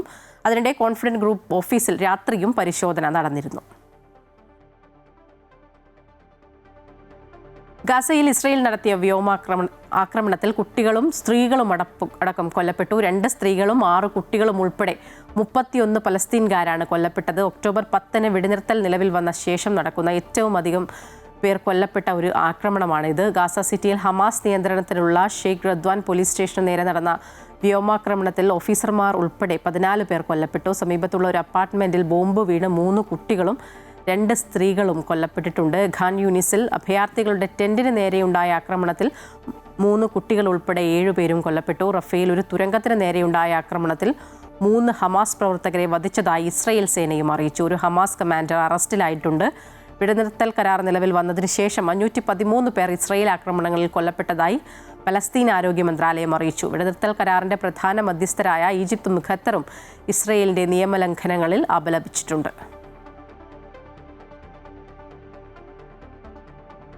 തൃശൂർ മതിലകം കുളിമൂട്ടം സ്വദേശിയായ സാജൻ സ്വന്തം ഉൽപ്പന്നത്തിന്റെ മാർക്കറ്റിംഗ് എക്സിക്യൂട്ടീവാണ്. ആഗ്രഹങ്ങൾ പപ്പടം പോലെ പൊടിഞ്ഞു പോകുന്നതല്ലെന്നാണ് സാജന്റെ പക്ഷം. താനുണ്ടാക്കുന്ന പപ്പടം ഉപഭോക്താക്കളിലേക്ക് നേരിട്ടെത്തിക്കുന്ന സാജന്റെ മാർക്കറ്റിംഗ് തനത് ശൈലിയാണ് ഈ ചെറുപ്പക്കാരനെ വ്യത്യസ്തനാക്കുന്നത്. സാറേ, ഗുഡ് ആഫ്റ്റർനൂൺ. ബിസിയാണോ? ബിസിയാണെങ്കിൽ ഡിസ്റ്റർബ് ചെയ്തേ, ക്ഷമിക്കണേ. ഒരു മിനിറ്റ് ഒന്ന് സ്പെൻഡ് ചെയ്താൽ മതി. സാറേ, ഒരു പേര് പപ്പടം എടുത്തൂടെ?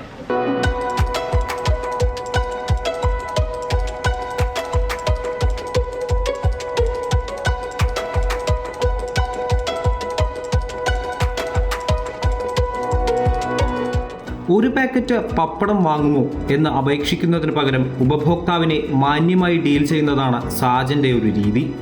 ബംഗളൂരുവിലെ സ്വകാര്യ സ്ഥാപനത്തിൽ ജോലി ചെയ്തിരുന്ന സമയത്ത് ശീലിച്ച രീതിയാണ് താൻ ഇപ്പോഴും തുടർന്നു പോരുന്നതെന്ന് 35-കാരൻ സാജൻ പറയുന്നു.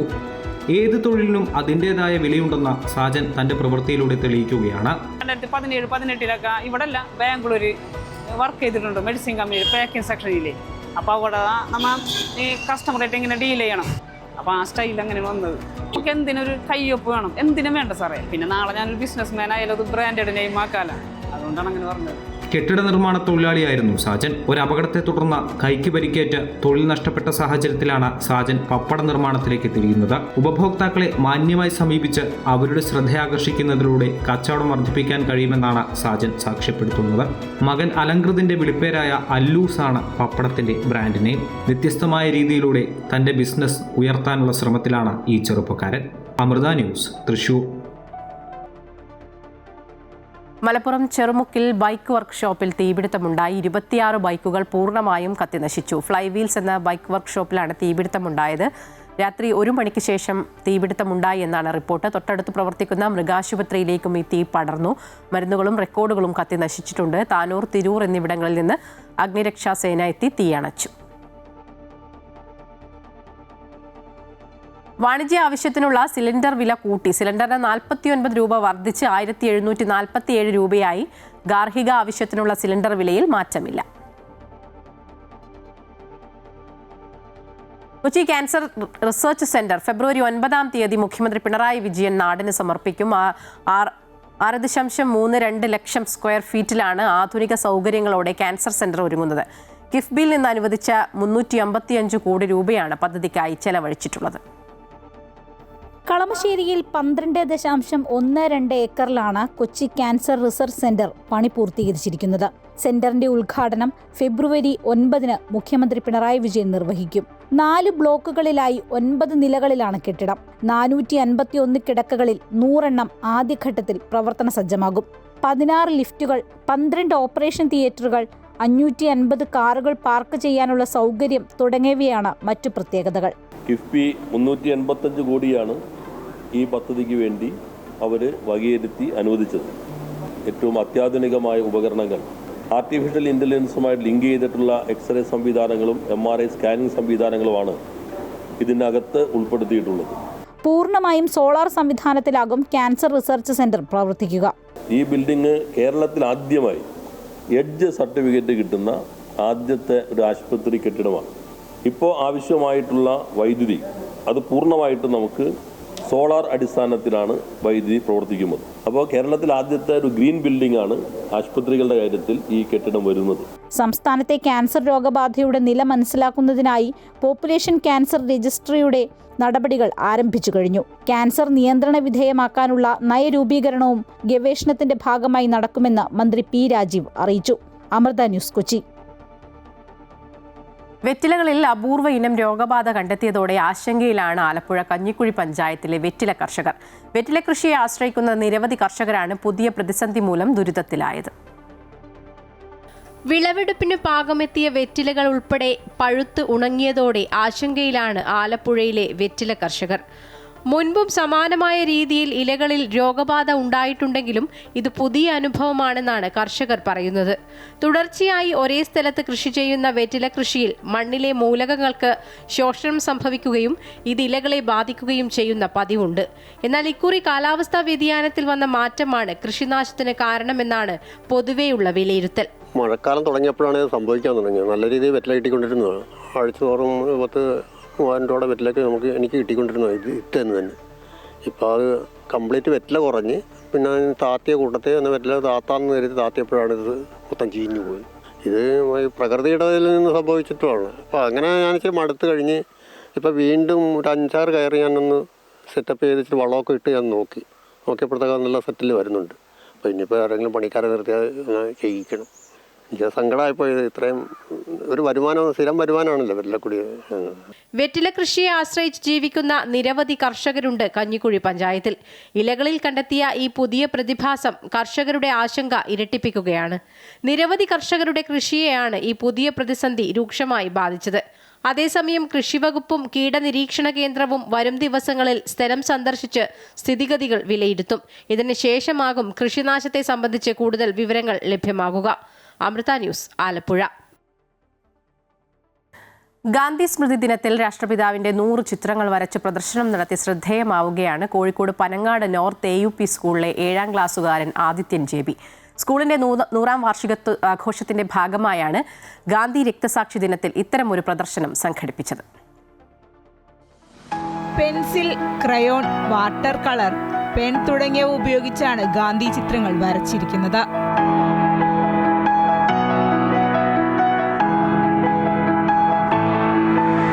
12 വയസ്സുകാരൻ വരച്ച 100 ഗാന്ധി ചിത്രങ്ങളും ജീവൻ തുടിക്കുന്നതാണ്. ഗാന്ധിജിനെ വരയ്ക്കാൻ 5 ദിവസമൊക്കെ എടുത്തിട്ടുള്ളൂ. ഒരു വല്ലാത്തൊരു വ്യത്യസ്ത അനുഭവമായിരുന്നു ഗാന്ധിജിനെ വരയ്ക്കുന്നത്. ഞാൻ എൻ്റെ കരിയറിൽ തന്നെ ഇതാദ്യമായിട്ടാണ് ഇങ്ങനെ ഗാന്ധിജിയുടെ 100 എണ്ണമൊക്കെ വരയ്ക്കുന്നത് തന്നെ. കുട്ടിക്കാലം മുതൽ ചിത്രരചനയിൽ കഴിവ് തെളിയിച്ച ആദിത്യൻ വർഷങ്ങളായി LP UP വിഭാഗങ്ങളിൽ സബ് ജില്ലാ, ജില്ലാ തലങ്ങളിൽ സ്കൂളിനെ പ്രതിനിധീകരിച്ച് 1ാം സ്ഥാനം കരസ്ഥമാക്കിയിട്ടുണ്ട്. ആദിത്യൻ 1ാം ക്ലാസ്സിൽ പഠിക്കുന്ന സമയത്തെ ചിത്രരചനയിൽ വലിയ താല്പര്യം കാണിക്കുന്നുണ്ടായിരുന്നു. ആദ്യം മനസ്സിലാക്കുകയും രക്ഷിതാക്കളോട് പറയുകയും ചെയ്തപ്പോൾ അവർ വലിയ ഗൗരവത്തിൽ അത് എടുത്തിട്ടുണ്ട്. പിന്നീട് ആദിത്യൻ്റെ വളർച്ച വലിയ അത്ഭുതങ്ങളാണ് ഉണ്ടാക്കിയിരിക്കുന്നത്. ഈ ഒരു പ്രദർശനം പനങ്ങാട് നോർത്ത് AUP സ്കൂളിനും ഒരു കലാകാരൻ എന്ന നിലയ്ക്ക് ആദിത്യനും ഏറെ അഭിമാനിക്കാവുന്നതാണ്, ഏറെ സന്തോഷം നൽകുന്നതാണ്. പനങ്ങാട് നോർത്തിൽ താമസിക്കുന്ന ബാബുരാജ്, ജസ്ന ദമ്പതികളുടെ ഏക മകനാണ് ആദിത്യൻ.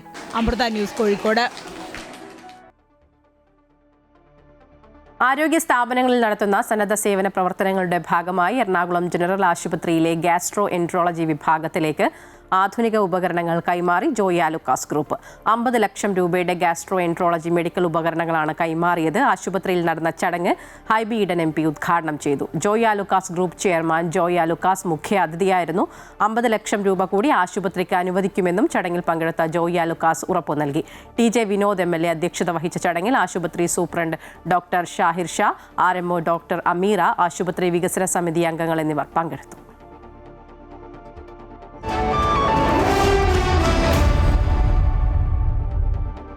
ഇന്ത്യ ന്യൂസിലാൻഡ് T20 പരമ്പരയിലെ അവസാന മത്സരത്തിൽ ഇന്ത്യക്ക് തകർപ്പൻ ജയം. നിശ്ചിത 20 ഓവറിൽ ഇന്ത്യ ഉയർത്തിയ 272 റൺസ് വിജയലക്ഷ്യം ന്യൂസിലാൻഡിന് മറികടക്കാനായില്ല. 42 ബോളിൽ 103 റൺസ് അടിച്ച ഇഷാൻ കിഷനാണ് ടീമിന്റെ കരുത്തായത്. സ്വന്തം നാട്ടിൽ കളിച്ച ആദ്യ മത്സരത്തിലും സഞ്ജു സാംസൺ നിരാശപ്പെടുത്തി. ഇഷാൻ കിഷനെ വിക്കറ്റ് കീപ്പറാക്കിയതോടെ ലോകകപ്പ് പ്ലേയിങ് 11-ൽ സഞ്ജു ഉണ്ടാകാൻ സാധ്യതയില്ല. ഹോം ഗ്രൗണ്ടിൽ സഞ്ജുവിന്റെ തകർപ്പൻ പ്രകടനം കാത്തിരുന്ന ആരാധകർക്കും ക്രിക്കറ്റ് പ്രേമികൾക്കും കടുത്ത നിരാശയാണ് സമ്മാനിച്ചത്. ഫോം വീണ്ടെടുക്കാൻ കഴിയാത്ത സഞ്ജു കാര്യവട്ടത്തെത്തിയ ജനപ്രവാഹത്തെ നിരാശപ്പെടുത്തി. 6 ബോളിൽ 6 റൺസ് നേടിയ സഞ്ജുവിന് 46 റൺസ് മാത്രമാണ് ഈ പരമ്പരയിൽ നിന്ന് നേടാനായത്. T20 ലോകകപ്പ് അടുത്തിരിക്കെ സഞ്ജുവിന്റെ സ്ഥിരതയില്ലായ്മ ഇന്ത്യൻ ടീമിന് വലിയ വെല്ലുവിളിയായേക്കും. പരമ്പരയിൽ ഇന്ത്യ മിന്നും വിജയം നേടിയെങ്കിലും സഞ്ജു പരാജയപ്പെട്ടതിൽ നിരാശയും ആരാധകർക്കുണ്ട്. ഒരു ദുഃഖവാർത്ത നമ്മളുടെ സഞ്ജുവിന് നന്നായി കളിക്കാൻ സാധിച്ചു. അദ്ദേഹത്തിൻ്റെ ഭാഗ്യം അദ്ദേഹത്തെ വിട്ടുപോയിരിക്കണം. തീരെ ഭാഗ്യമില്ലാത്ത സീരീസായിരുന്നു അദ്ദേഹത്തിന്.